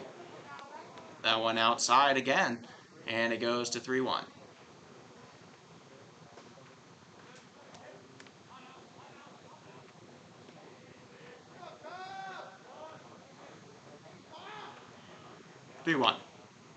That's swung on and hit into left, right at Tate Crossway, who makes the grab. So Kelly gives them a 1-2-3 inning right back at him, and the Hardhats still down 2, but with a chance to equalize in the bottom of the 5th. Good inning there. No hits, no runs, no earned runs, no errors, nobody left on, and it's still 6-4. As we reach the midway point of this game, Gillette on top by 2, and what is shaping up to be a classic in the making. We have a new right fielder. Looks like we got a 28 out there. Is that the normal guy? I feel like Jarrett Black. No, Jarrett Black's been the other right fielder. I gotta check and see what the back of his jersey says when he runs back out there, but we might have a new right fielder. Just from the numbers I was seeing a 28. We'll see what happens when he turns around. He's practicing a sidearm and threw it way wide of his target.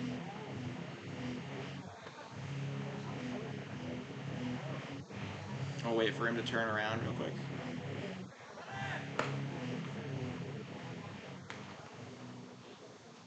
Blames his hand being sweaty.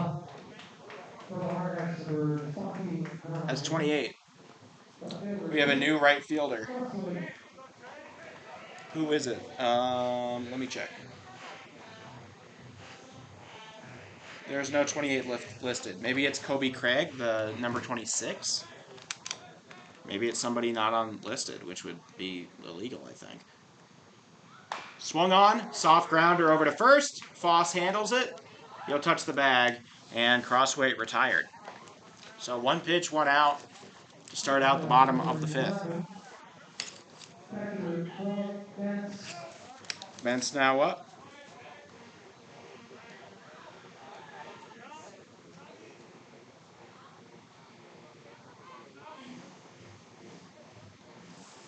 Bent's back up. He had a double his last time up and had a hit by pitch in the first. He flinches at a strike right down the middle. Goes to an 0-1. That's what he does early in the count. He's gonna flinch if he's not certain. So 0-1. Later on, he starts to foul things off. Still nobody able to get aboard against the relief pitcher, Partlow. It's now 0-2. Bent's a hard strikeout. Partlow delivers in the dirt, spikes one, and we go to a 1-2.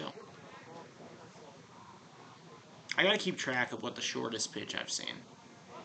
I've seen him not even hit the little brown before, but I'll have to check. There's gonna be a lot of tournaments. Swing and a miss on a high fastball, and Bentz goes down swinging. Something he did not do in their last time playing each other. That is the second K of the day for Partlow, who has been fantastic so far. Inhofer now up. He struck out swinging in the first and then had a single, got all the way to third, but was stranded out there in the 3rd inning. Oh, sorry. It's 1-0, not 1-3.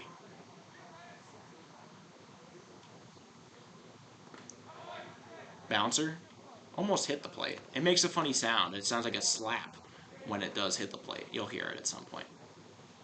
It's a pretty loud sound. You don't hear it often, but it happens. So 2-0 now.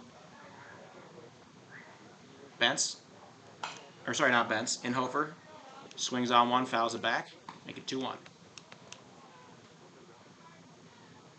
Just trying to get through Partlow. Show that he's human.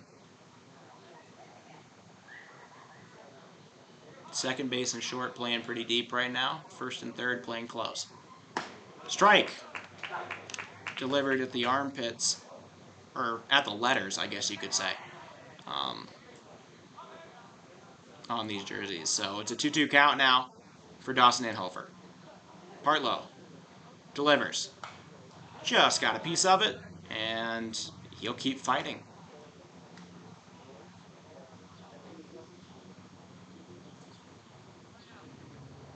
Two count.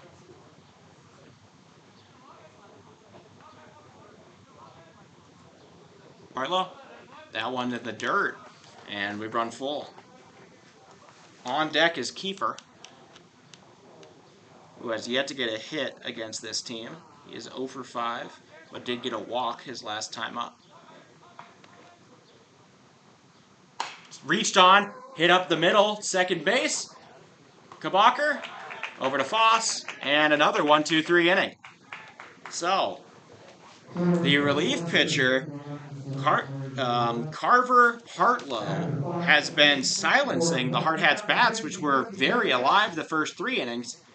And now it's been a full inning and a half since anybody scored. Entering the top of the 6th. 8-3-2, 3-5-6. 8-3-2, 3-5-6.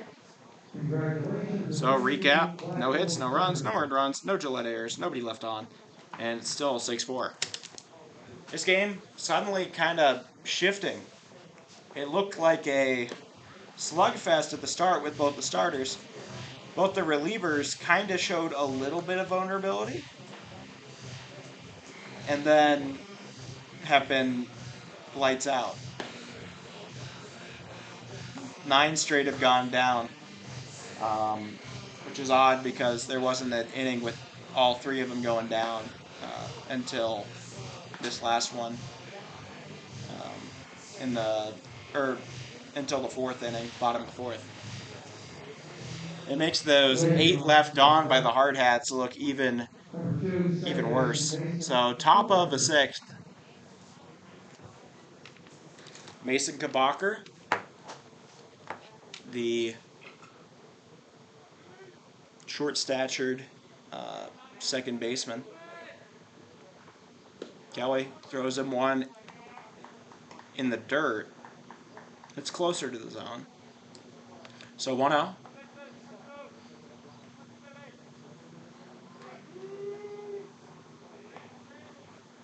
Bunt shown up the line and foul. 1-1 count.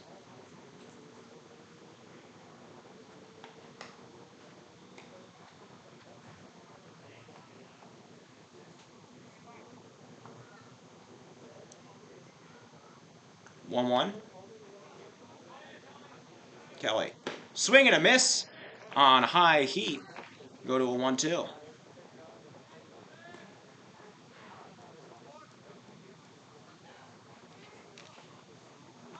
The 1-2. Kelly staring down the batter and delivers. Curveball.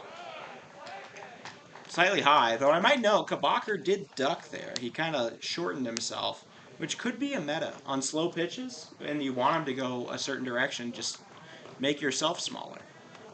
2-2. Fastball popped up high into center. Morgan makes the grab. It seemed like the sun was getting to his eyes, but luckily he's wearing sunglasses. Foiled the sun's plans. So that's 5 retired in a row for this team, for Eli Kelly. And it'll bring up Seth Peterson, who is 1 for 2 on the day with an RBI single back in the third. Strike. Delivered right down the middle.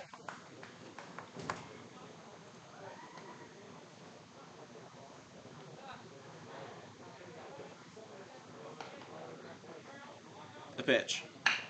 Hard hit at his coach, and it takes a weird bounce over to Aiden Roberts. So 0-2.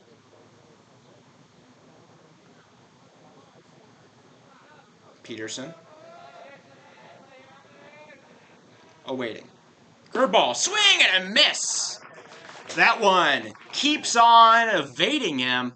Just a stretch out curveball, able to fool the batter, and that's 2 Ks, or that's 3 Ks on the day. Eli Kelly, the previous 6 runners, or previous 6 batters taken out in order.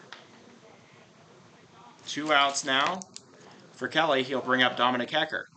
Hecker, one of the 2 batters to get a hit off of Kelly today. He had a double and came around to score on the other hit that Kelly allowed. Kelly in the dirt, 2-0. Hecker, Olympic College, junior college commit. You see some, I believe it's still Rowan Fredrickson out there in the bullpen, but Kelly's doing fantastic. That one skied up into center. Morgan going back, fielding, making the grab. So that'll be it. 1, 2, 3 again, and 4 perfect frames put up by these 2 relief pitchers. Now, and going into the bottom of the 6th, Hardhats just got to get something going here while the relievers are holding everybody down. There's a very strange 180 for this game to have halfway through the 4th inning. No hits, no runs, no earned runs, no hard hit errors, nobody left on. Another perfect inning for Eli. Yes, this is the Eli we're expecting.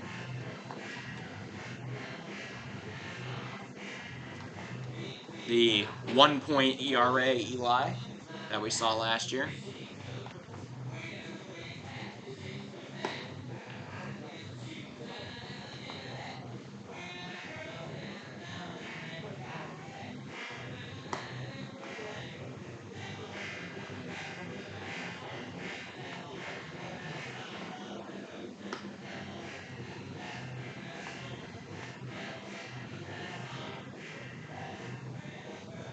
Remember, this is a 9-inning contest. So, still a full third of the game, plus a little to go. Leading off this inning will be Wilson Kiefer. The last time he led off, he hit into a 4-3 ground out. Still looking for his first hit against this team. And the Hardhats still looking for their first hit off the pitcher Carver Partlow in this one. He's put all 6 batters he's faced down so far. Kiefer trying to break it up. The Northern Colorado commit, 1 out.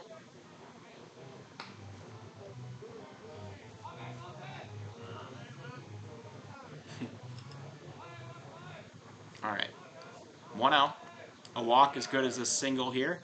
That's a strike. Fast fastball on the outside of the plate. 1-1. Another fastball on the outside of the plate. He keeps nicking that outside edge of the plate there. 1-2.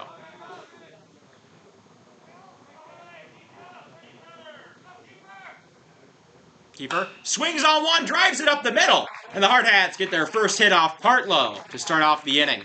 His first hit against Gillette in either of their games this year as well. That is a tone setter. So now a tying run comes to the plate, and it's Aiden Roberts, who's gotten on 2 out of 3 times. He had the triple almost inside the Parker in the second, reached on a full count walk in the third, and grounded out to the third baseman in the first. Foul, just got a piece of it. Bounces off of the mask of Schilling, and it'll move to 0-1. I think he was trying to check swing on that, but just got a piece of it as that bat came down to where it was intended to go in the first place.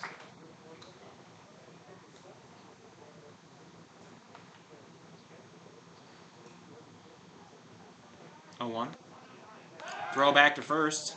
Not going to be even remotely close to getting Kiefer. Kiefer is a stolen base threat, though. He's got the little glove on. He's got his mitt. 0-1. Kiefer takes off. Schilling throws. It's a good one, but it's in and out of the glove of the second baseman, Kabacher, and that'll be a successful stolen base from Wilson Kiefer. He's now in scoring position. Hardhats 2 for 3 on steals against Schilling today. 2 for 2 on ones on second. 0 for 1 on steals a third. It's a 1-1 count. Grounded hard over to short. Cleanly handled. Throw to first. But Kiefer gets over to third. So, ground out will be the first out of the inning for Aiden Roberts. 6-3 ground out. And it'll bring up Jace Morgan, though Kiefer will advance to third. Morgan reached 2 out of 3 times today, including a single back in the first. Taken outside, ball 1. Morgan, like I said, have been on a tear lately.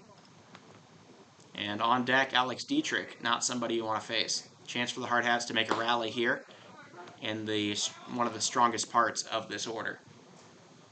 1-1 count.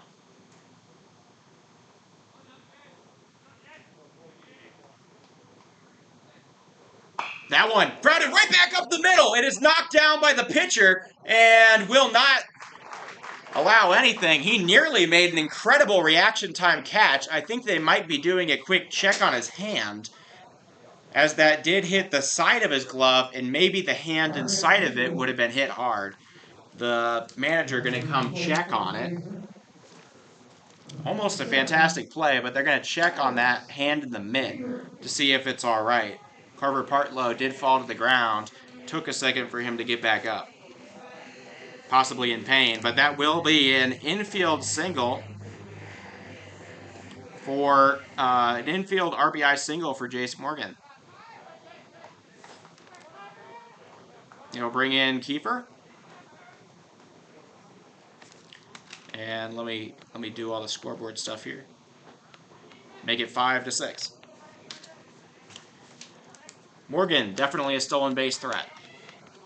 And with the Hardhats being 2 for 2 at stealing second, I could totally see it happening. They'll probably check back in on him. Partlow going to stay in the game. Dietrich awaiting.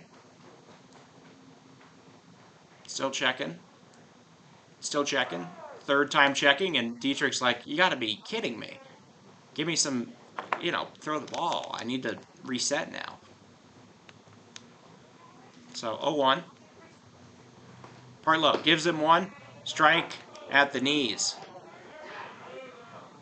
Couple of sideline umps here disagreeing with that. Thinking it was slightly low. I mean, Dietrich rather tall. I understand. So could be below his zone. They throw back to first, not in time.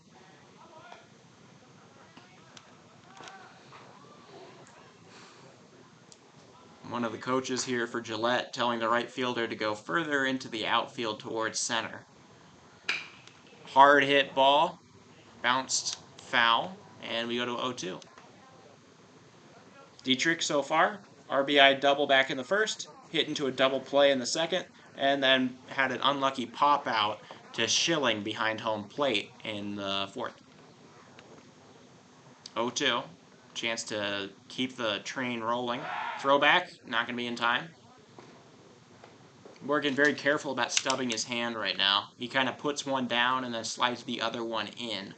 He doesn't jump back and use the hand that's closest to touch the plate. That is reached on, and it'll get through! Single for Alex Dietrich. Morgan will hold up at second. And the hits keep coming. Partlow no longer invincible. Third hit of the inning, all of them singles, going to very different places in this one. So, runners on first and second. Hayden Hollick, the cleanup man, comes out. Hollick has a single, a walk, and a ground out to short in this game so far. He's exactly who you want to come up with 2 men on and 1 out here. 0-1. Torvey says something about letting it go. So, I mean, I only got a fragment of that. 0-1 count. Wait, is that a balk? No balk. He started going up and then turned around checking on the runners, which, frankly, that sounds like a balk to me. I don't know balks, though. They're so subjective. 0-1. Swung on right through the middle. Morgan couldn't quite figure out where he was, so he's not going to score on that. But 3 consecutive singles off of Partlow and the Hardhats. The tying run on third, go-ahead run at second. And they are approaching on a chance here to not only tie it up, but possibly take the lead. Double play is in effect, though. Got to watch out. Hardhats have already stranded 8 batters in this game. Roach up to bat. He struck out twice and has an RBI single back from the first inning. Big moment here. Got to avoid the double play. Got to at least bring in the tying run. Smacks 1 foul. Almost a one-handed grab by Elder, who's coming in from the bullpen right now with Rowan Fredrickson. Oh, no, it's Jaden Moreno coming in with Elder. So it's an 0-1.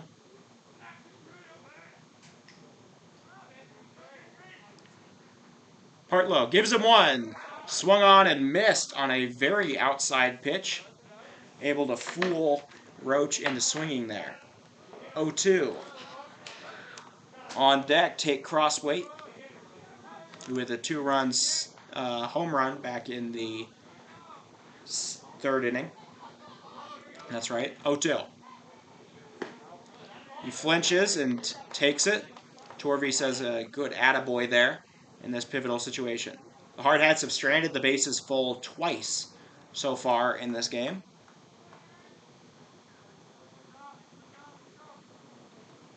Can't afford to do it again. Partlow. The pitch. Slightly outside. That's a pitch that the umpire has been giving, though. He makes the right call this time. And it goes to 2-2.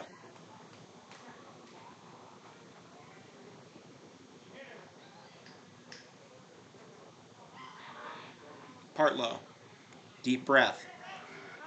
Target set in the middle. That is swung on and hit deep into center. Doob gets it. He will throw to the cutoff man. It is handled, and sliding in safely to third is Dietrich. Coming home without a throw is Jace Morgan. The game is all tied up for the Hardhats on a sac fly from Aaron Roach. A productive at-bat there will tie things up and bring the go-ahead run to third for Tate Crossway.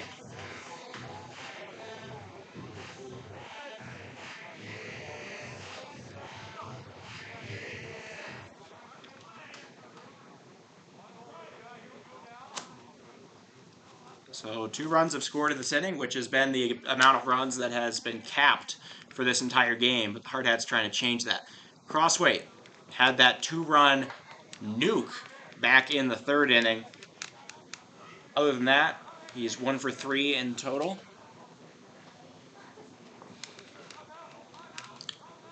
First baseman playing it pretty close to the line, which I will say is a good idea. That pitch maybe slightly inside. Fans not happy with that one, but called strike anyways, 1-1.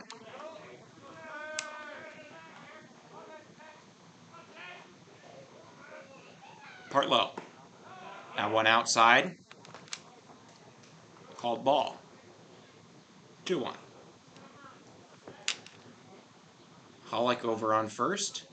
Dietrich at third. 2 outs here. Big moment in this game. Fouled off the catcher mask, and we go 2-2. Crossweight pulled that one a little, not at his max bat speed there.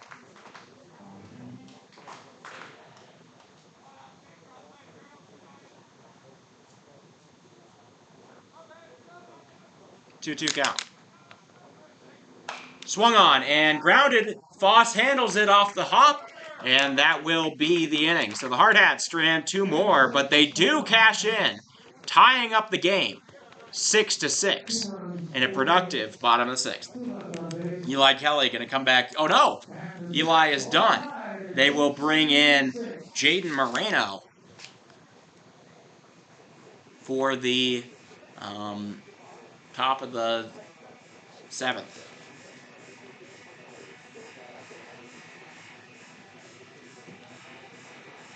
Recap that inning for the Hardhats. 4 hits turned into 2 runs. Both of them are earned to the relief pitcher Carver Partlow. No errors from the Riders, and 2 are left on base. It's 6-6. This is going to be exciting. You're watching Hardhats TV. Final 3 innings upcoming in a back and forth, high-scoring 6-6 ball game between the Rapid City Post 22 Hardhats and the Gillette Post 42 Roughriders. Kelly has been perfect the last 2 innings. Partlow did that and then allowed things, but I don't know. Can't say that's like a predictor of his. I guess Kelly's out of the game. It's Jaden Moreno now.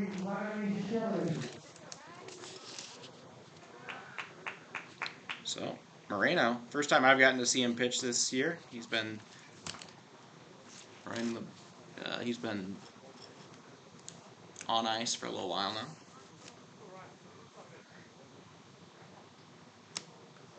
He will start off with Riley Schilling. Schilling 0 for 3 in this game.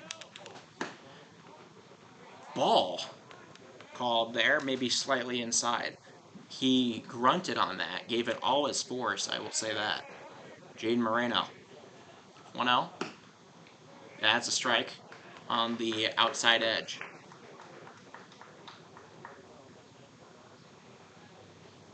1-1 count. Moreno.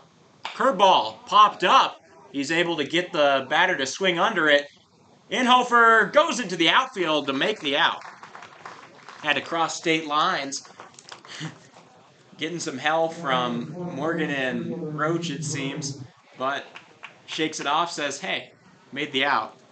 So that'll be first out, fly out to Inhofer in very firmly right center field. First out recorded for Moreno. It'll bring up Droob, the football star and baseball cleanup man. Bentz lost the ball, asked for a different one, thinking it went away. It did not. He could just reach it. I get it. Mask makes it hard to see. It is kind of tough. So 1-0 count. The pitch is hit hard and deep into left center, all the way to the track. Morgan gets it off the bounce. Rounding for third is Drew. The cutoff man gets it. Throw to third is too high, but they might have gotten him. Oh, Drew just able to hold on to the bag. Roberts landed on top of him and almost tagged him on the way down. Everybody raising the roof there for Droob's triple.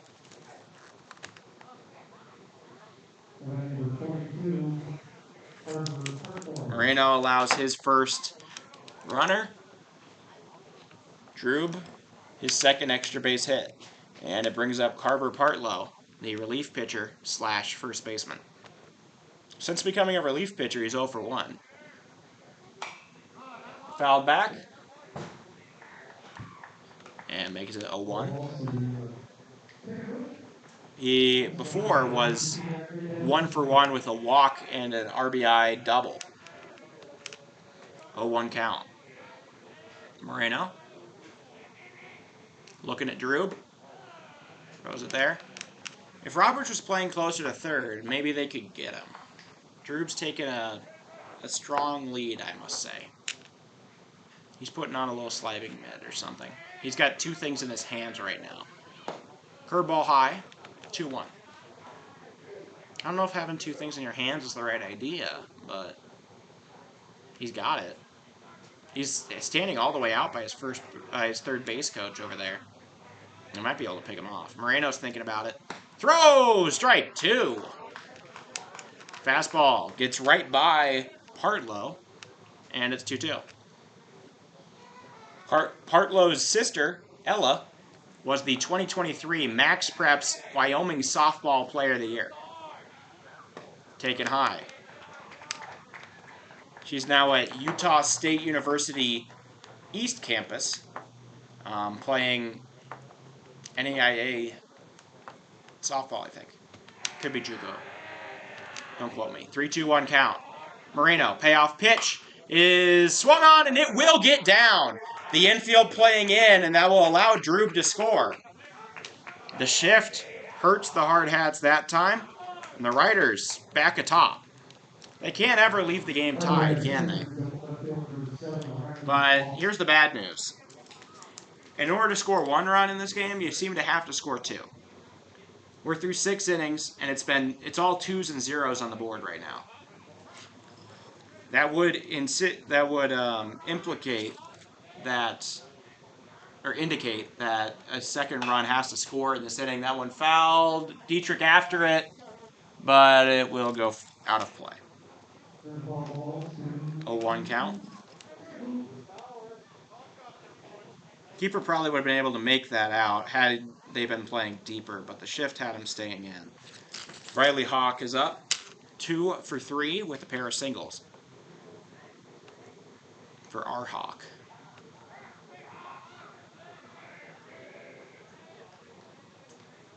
Moreno, fastball in the dirt, 1-1.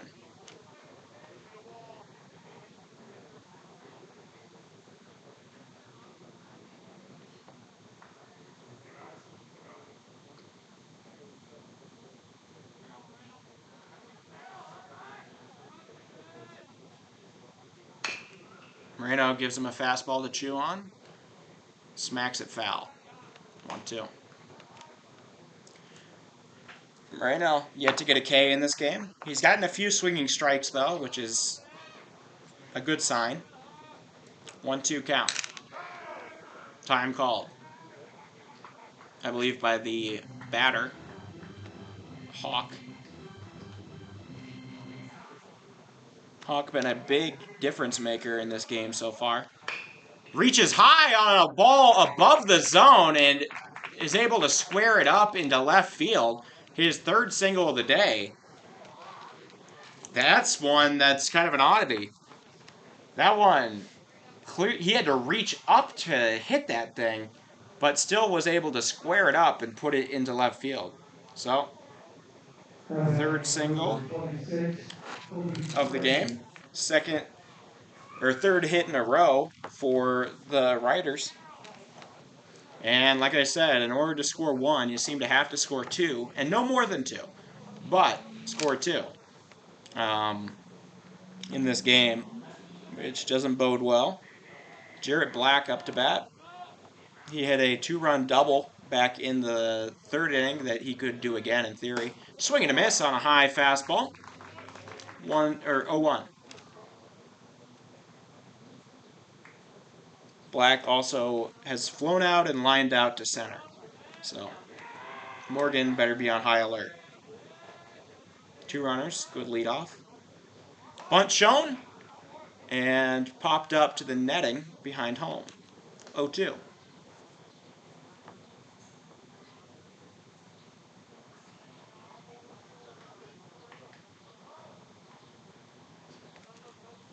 All the other Hardhats on the edge of the bench watching intently. 0-2. Moreno looking for the put-out pitch. Throws a max effort grunting fastball that gets fought off. You were able to get Foss to think that a piece of glass is actually broken. So PA announcer doing a fantastic job today with that. Second person I've seen fooled. Those are just the ones I've seen. 0-2. Curveball is reached on and swung into left. Crosswade tracks it down for the second out. He set that one high, but not very far.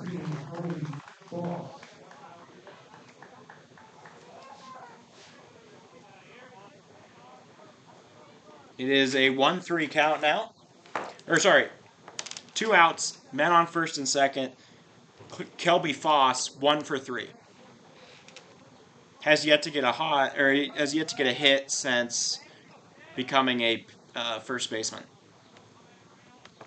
Moreno delivers. Squared that one up, but foul into the little hill next to the bullpen. So first pitch, a strike. Moreno done a good job of getting ahead in the count. Foss pumping. Moreno checks again. Time might be called here. No, it isn't. Fast pitch in the zone. Moreno using the mind games to his help, or to his advantage, and it's now 0-2. 9-inning game here. Runners on first and second. Moreno trying to defy the trends of this game and leave it as a 1-run inning. It's a very odd scoreboard to look at, I will say. 0-2, 0-2, 0-2, 0-2. Okay, 1-2 count. Moreno. High breaking ball does not find the zone. 2-2. I think Foss might have pulled something in his arm there. He was holding it. Pulled something in that back arm of his, the right arm. Moreno. Curveball outside. Bents. It gets slightly by him, but he's able to get to his feet and handle it. And now, from an 0-2 count to a full count, Moreno in trouble with the chance of loading the bases. Full count. Big pitch in the course of this game here. Moreno checks on the batter. He'll throw back. Does not get him. Felt like he had a chance there, though. Ewing. Sorry, not Ewing. They're going to have a quick little chat here. Mound visit. Telling Moreno. It's almost like a coach calling a timeout before a big fourth down. It's like this is gonna be big. This is gonna decide the game.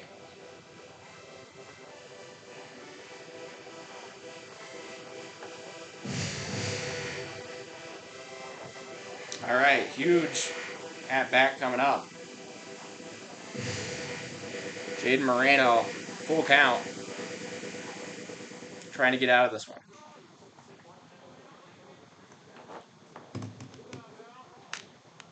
A payoff pitch. Swing and a miss, strike 3! Moreno escapes with a 1-run inning. Strands 2 runners, and the game's trends come to an end as the first non-zero, non-2-run inning or frame has been put up. That does give them the lead, though. Gillette on top, 7-6. First K of the day for Moreno. So in that inning, 3 hits turn into 2 runs. Both of them are earned to Moreno. No hard hat errors, and 2 men left on. Or sorry, turns into 1 run. I was so used to the 2-run thing. So it's 7-6. A true 7th inning stretch here now.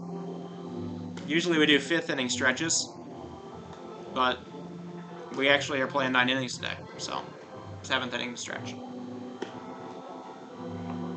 It's a pretty nice day, I will say.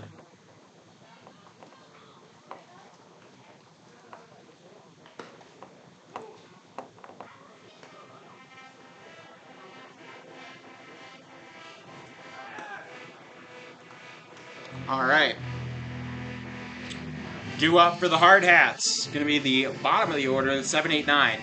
Philip Bentz, Dawson Inhofer, and Wilson Kiefer. Bentz 1 for 2 with a hit by pitch and a double back in the third.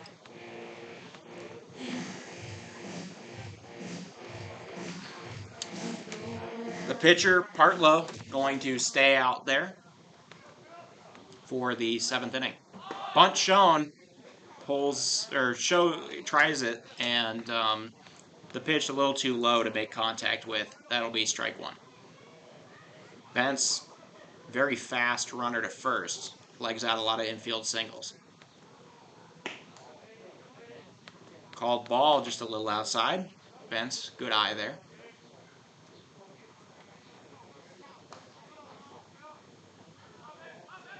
One, 1. In the dirt, 2, 1.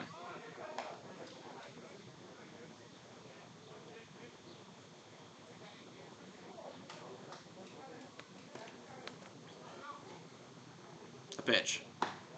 Switches at a strike on the edge of the plate. 2-2 count. Bentz trying to set the tone for this inning.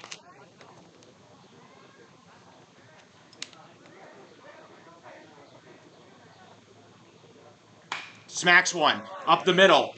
Bouncer over to short. Handled cleanly. That was a pretty good running grab there from Seth Peterson for Gillette. That'll be out number 1. A 6-3 putout.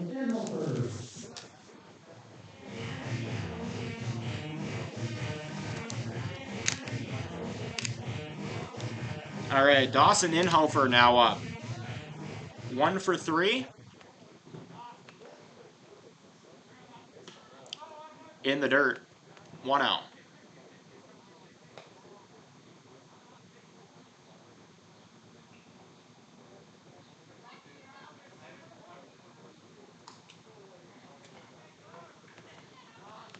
Inhofer takes one very high. That's where having like a 6'5" catcher really helps you out. Inhofer on the day, 1 for 3 with a single and a stolen base. 2 out. Parto gives him a strike on the outside of the plate.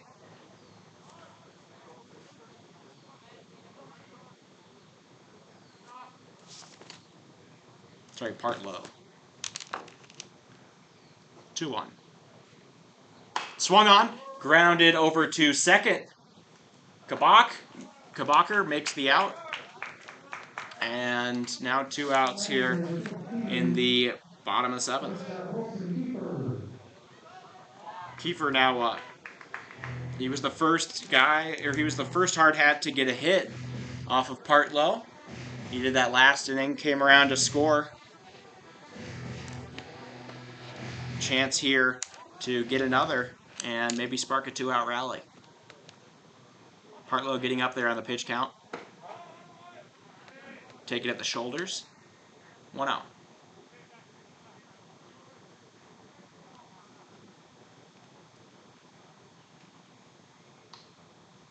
Swing and a miss on a fastball. Kiefer a little bit below that pitch.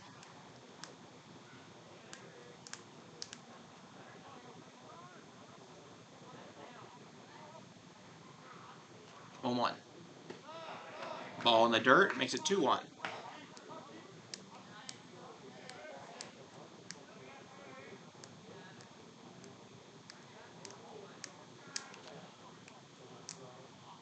Partlow. Another fastball gets by Kiefer. He keeps on swinging underneath these high fastballs. You'd have to think Partlow would give him another here to try to finish him off. 2-2. Swung on and barely got a piece of it. That one might have been off the end of the bat. Very close to the end of the bat. Reaching for one that was nearing the other batter's box. But he'll get a piece of it, stay alive. 2-2 count. Trying to make a 2-out rally happen. Partlow. Fastball. He squares it up over to short. Handle by Peterson. Keeper fast, and the ball goes over the head of Peterson. Bounces right off the dugout, back out to first base area. But an infield single legged out by Keeper. Nope. They're going to rule that one an error. So an E6 on Seth Peterson will allow Kiefer to reach first. And now up comes Aiden Roberts. He's 1 for 3 on the day with a triple that could have been an inside the Parker back in the second and a walk on a full count. Kiefer has a stolen base to his name so far.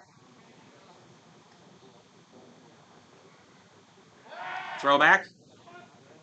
Good try. Not going to happen. So, yeah, Roberts getting set. Hardhats still playing catch-up. That one is skied up into right. Coming in is Black. He'll make the grab. So, nobody scores in the bottom of the 7th. Partlow does a good job there. But the 2-3-4 in the do-up could mean a big inning for the bottom of the 8th. Recap that inning for the Hardhats. No hits, turn into no runs, no earned runs, 1 error on the shortstop Seth Peterson, and 1 man left on to bring the left on base total up to 11. Both teams with 12 hits in this game. Pitching has simultaneously been lackluster and stellar. The offenses have both simultaneously have been raking and failed to score a lot. So, entering the top of the 8th, Jaden Moreno going to come back out for his second inning of work. He'll start off with a 9-hole hitter, then move to the 1 and 2. Second baseman Mason Kabacher going to be up here in the 9th, from the 9-hole to start out the 8th. Thank you all for watching Hardhats TV. We've still got 2 more innings left to go in this one, which is turning into probably the most exciting, one of the most exciting games, start to finish, of any one we've had in this season so far for the Hardhats. 7-6, Moreno starts out, fastball down the middle, 0-1. Kabacher with that smaller strike zone, a little lower to the ground. He has 2 walks so far. Curveball, softly hit over to Roberts. He'll keep it into his glove, throw to first. A lot harder than it needed to be, but he makes the out. Testing out the shoulder, I guess. So 5-3 put out. We'll put the first man away and bring up Seth Peterson.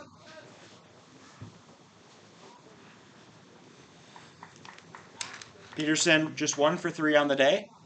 Struck out twice so far. He also had an error in the bottom of the 7th. Bouncer goes foul.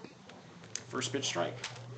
Moreno done a great job of getting that first pitch strike and getting ahead in the count so far, which has been a key to his success. So an 0-1. Curveball, a little outside, 1-1.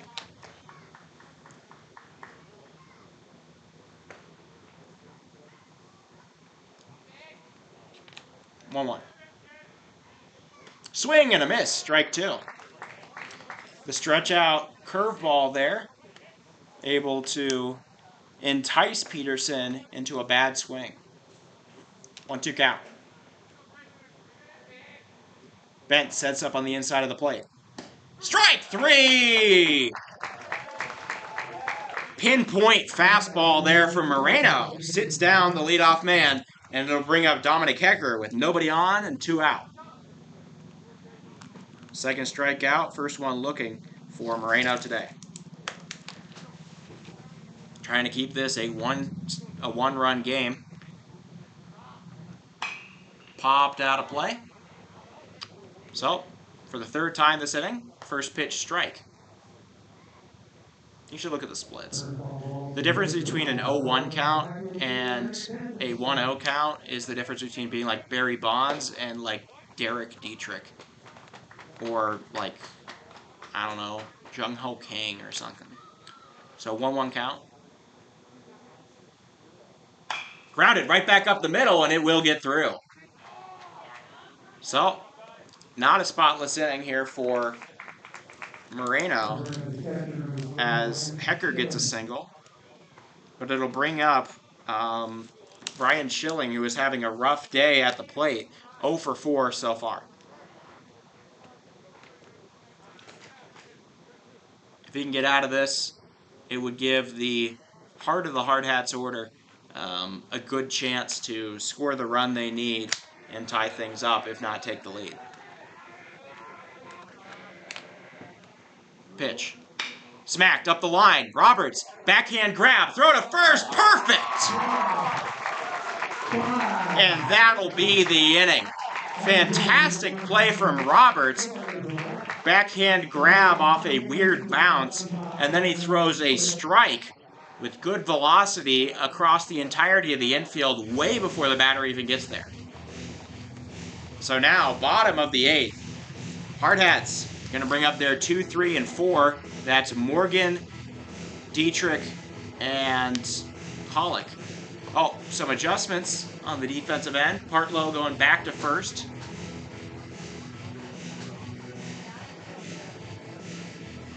I think that Foss is just gone. Yeah, Foss just going to the... Or is he going behind the plate? Nope, Foss is gone. Schilling's still back there. Or it doesn't matter, they're doing warm-up pitches. But they have a new pitcher, Partlow still at first. Or back at first. After a very good relief outing. On the mound, we got number 14. A new player into the game, which explains Foss's movement out of the lineup. It is Grayson Sargent.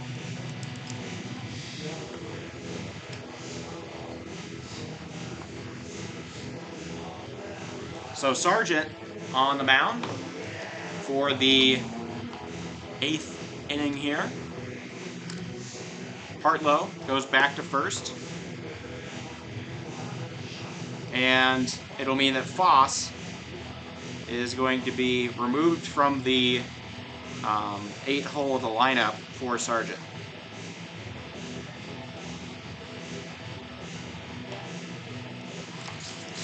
I believe Sargent, makes a commit to somebody. Let me double check.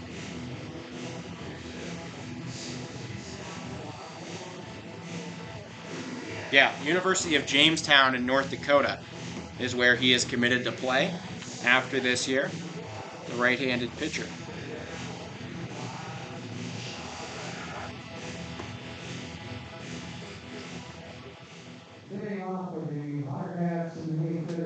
So, chance for...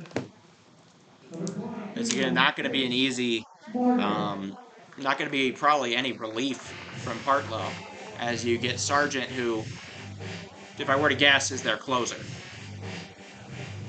He's definitely coming in to close this game out.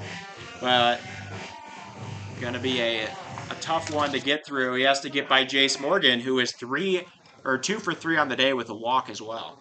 He scored 2 runs. Strike delivered on the outside edge to the lefty Morgan. Morgan, 2 runs, including an infield single and an RBI. 0-1. Bunt shown. It's a good one, but maybe a little strong. Scooped up at third. Throw to first. Not going to be in time. Morgan legs it out. His 2nd infield single. This one a bunt single. And the leadoff man is aboard. Exciting play there.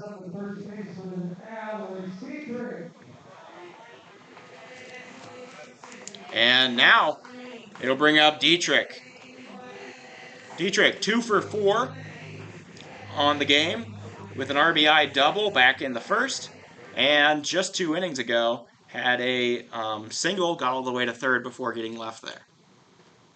Swing and a miss. Strike one. Morgan hasn't stolen a base yet, but I wouldn't be shocked if he took off. He's very fast. 0-1 to Dietrich. Dietrich, the RBI leader on the season for the Hardhats. Extra base hit would tie things up. Unless it's a homer, then it would take the lead. High bouncer up the middle. It is muffed by the shortstop, Peterson. The Hardhats breathe a sigh of relief as now 2 men on and still nobody out on what could have been a double play. That is a costly error from Peterson. He placed his glove a little too high and maybe started to look into the first baseman before seeing the glove or seeing the ball into his glove. So that'll be an E6, the second one of the game for Peterson. And that'll allow, instead of a double play, 2 men on, nobody out. And the go-ahead run and tying run both aboard for Hayden Hollick, the cleanup man, with a couple messy bases for him to look at.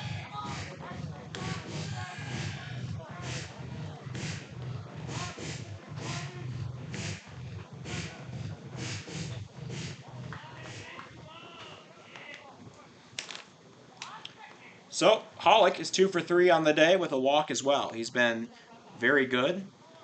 And the cleanup man with 2 runners on. Big moment here. Sargent checks back. No balk. I don't know what balks are anymore. I don't think I ever knew, but I really don't know now.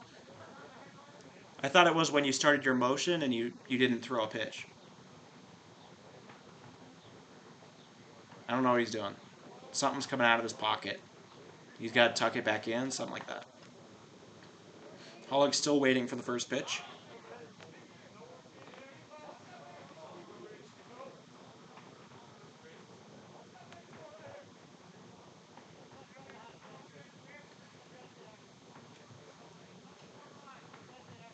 Hollick awaiting. Sargent keeps checking back on Morgan. Delivers the first pitch. It's in the dirt. A bunt was shown but pulled back. 1-0.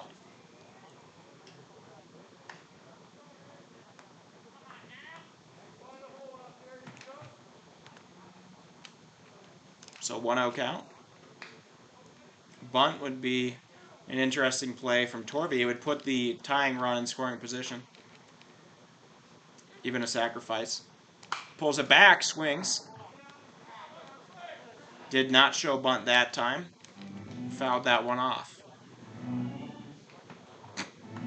Roach does a little behind the back toss to himself. That was cute. All right, 1-1.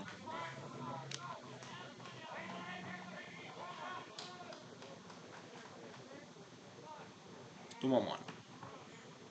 Sargent showing off his grip to the batters. And 1-1. Bunt shown, popped up, and harmlessly foul. Everybody was chasing for it. The whole infield came in.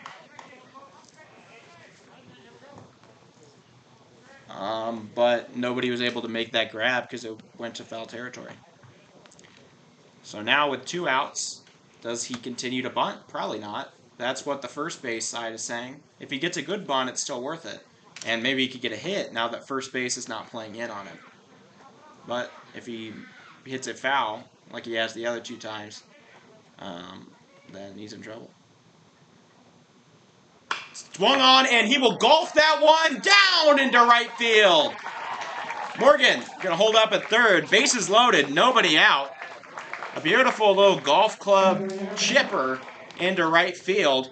Loading the bases, still nobody out. Hardhats with a chance not only to tie, but to take the lead as Aaron Roach comes up to bat.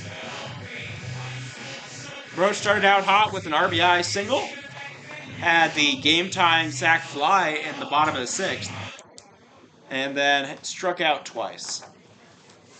So he's officially 1 for 3 with 2 RBIs. Trying to bring in everybody here. A single might bring in the go-ahead run, honestly.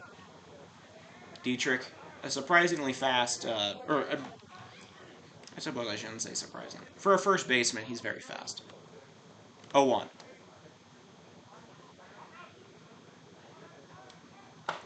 Taken high at the top of the shoulders, 1-1.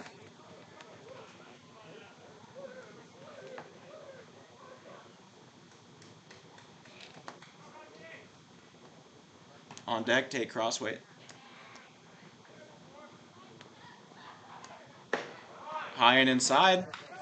He'll back off from the plate, and it's a 2-1. First baseman playing in, thinking maybe there could be a bunt situation, try to do a squeeze play. This could end up biting him, though. Roach has a lot of outfield ground that he can hit it now, with the right fielder playing pretty deep. That is hit high into the sky in left center. Going back is going to be Hawk. He'll make the grab. Everybody moving up a base. The cutoff man, no throw comes, and the game is tied up on another sac fly from Aaron Roach. That's just the first out of the inning as well. Roach doing a great job of just getting hard contact, bringing in those runners. He's up to 3 RBIs in the day.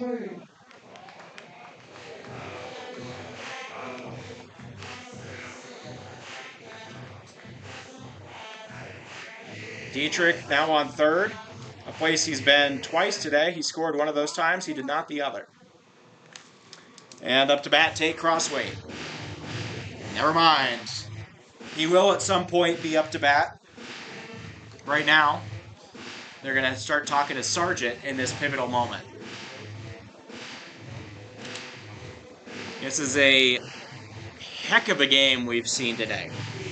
I don't think I need to say that for you. 14 hits for the Hardhats, 13 hits for Gillette. It is a tied 7-7 game. This has been as evenly matched as you can conceivably get, really. Intentional walk of Tate Crossway. First time I've seen that on Tate in a minute. I think they did that at Sioux Falls West last year.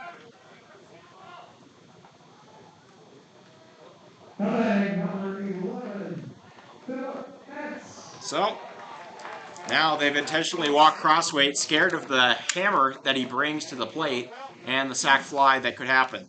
Instead, they're giving it to Phillip Bentz. Maybe not a good choice, honestly. Bentz, a better average hitter.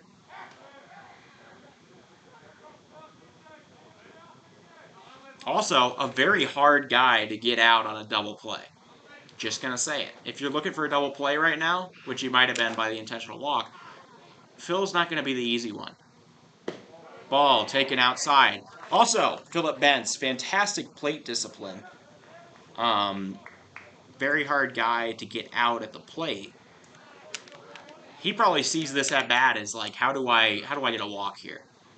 Showing the target off to the right. That is hit hard into left center. Droob makes the grab. Droob makes the grab to the cutoff man, and the game, for the first time since the first inning of this game, the Hardhats on top on a sacrifice fly from Phillip Bentz.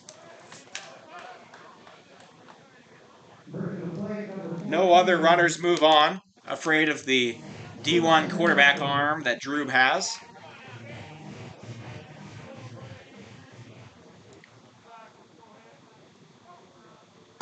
But that's an RBI for Phillip Bentz. Still 2 men on, still 1 out. There was a pitch there. I didn't know what it was. Dawson Inhofer is here now. Shows bunt, pulls back. Or no, he doesn't. The ball just goes over his bat.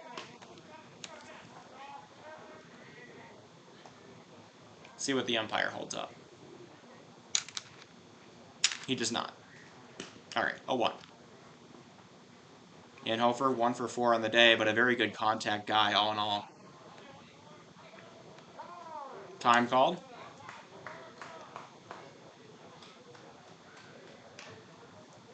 Hardhats trying to set a new high score for this game, getting a third run in an inning. So far, we've had 6 times that a team has scored 3 runs or more, or no, 7 times that a team has scored 2 runs. and 0 times that somebody has scored 3 runs, which is kind of crazy. 7 times versus nobody gets over 2. 1-1 count now here to Inhofer. Shortstop playing very close to the middle. Steps off, checks on the runner. There was nobody there to, like, throw back to, so he makes no throw. Infield playing pretty out right now. Swing and a miss on high heat for Inhofer. 1-2. Inhofer, I believe, a sophomore. One of the younger Hardhats on this team. Getting ready.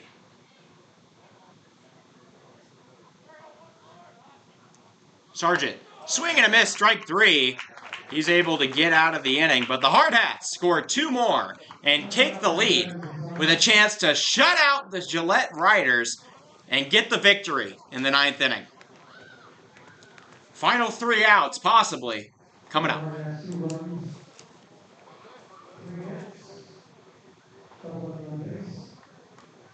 8-7, we go to the 9th.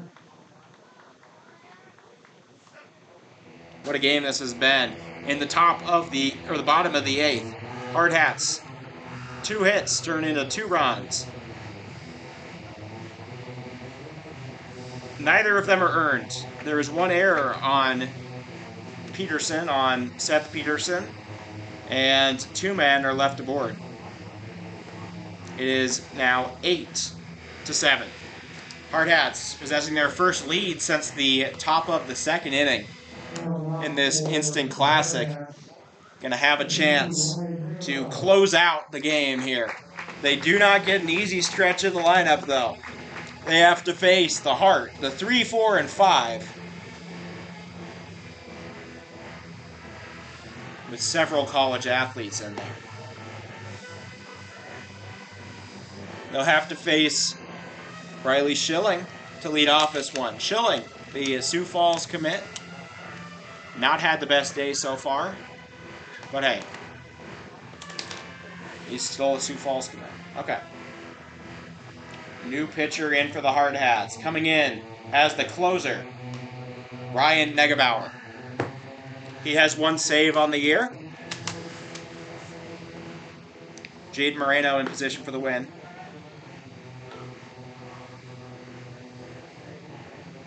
Negebauer, just a freshman. Going to come in one of the biggest positions, period, in this season. He came in when the Hardhats had a 5-run top of the 9th to beat the Billings Scarlets and closed out that game. He's going to try to close this one out as well.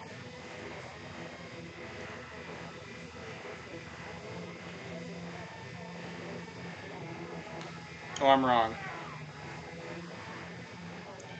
I don't remember what Schmidt did, but he was out in the last inning. So, that means Mason Drube going to lead off here. He's 2 for 4 with a triple and a double so far in this game, as well as a strikeout and a lineout. Drube, 5 power conference offers for football. One of the highest recruited Wyoming football prospects, period, in their history. That's a strike. Captain Camel from the Campbell County Camels. Up to bat, 0-1, Negebauer. He's got some speed on him, just like his older brother. Low pitch. Will go wide, or go down for a ball. 1-1 count. What a game this has been. The pitch. Swing and a miss on one of the knees. A beautiful straight air, or just like a, I don't know what you call it. You call it a frozen rope, right? Directly at home plate. No drop, no nothing. He threw a laser right into the glove of Phillip Bentz for strike 2. The pitch. Popped up into the infield. Kiefer calling for it in shallow center field, and he will make the grab. The first one put away in the top of the 9th inning. Number 22, Carver.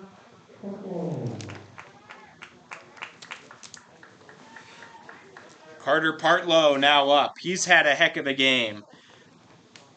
2 for 3, 2 runs, a walk, and an RBI, in addition to the fact that he pitched 3 innings in relief, only allowing 2 runs. Negebauer, a strike delivered on the outside of the plate for the first one. He did the thing. He did the same thing his brother does. Oh, he pitched so hard his helmet fell off. 0-1. Delivers another one. 1-1. I notice he's got the bent elbow, not as wide. He's shortened his mechanics. That's what Lucas Giolito did to gain an advantage and become an ace. That's another strike! The fastball, yet again, finds its zone. 1-2. Gives him more control over it when he shortens it at the price of a low velocity. 1-2. Ooh! Barely misses. I bet that was one of the ones that would have, that pitch on like a StatCast or something, you'd see a little edge of the ball in the zone, but not enough to call it a strike. So 2-2. Negebauer delivers. Swing and a miss, strike 3!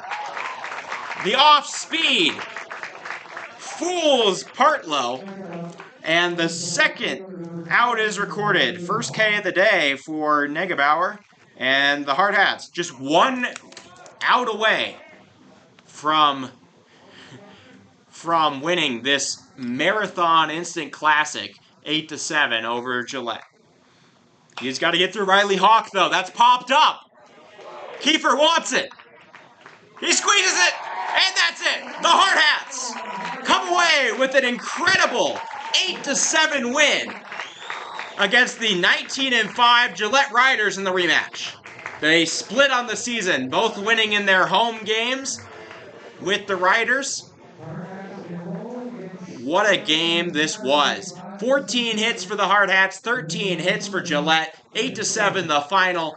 A lot of great pitching and hitting on both sides. These are 2 high-level programs playing at their absolute best. You love to see it. Hardhats improved to 9-6 on the year. Gillette now 19-6 so far this year. And wow, what a game it was. The sac fly from Phillip Bentz coming around to be the deciding factor in this game. Jaden Moreno credited with the win. The loss goes to Grayson Sargent. And the save goes to Ryan Negebauer. Thank you all for watching tonight. What a game this was. Final score. Hardhats 8. Gillette Riders 7. Thank you all for watching. Hope you have a great Wednesday night. We'll see you again for the Cheyenne Series, Saturday and Sunday on Hardhats TV.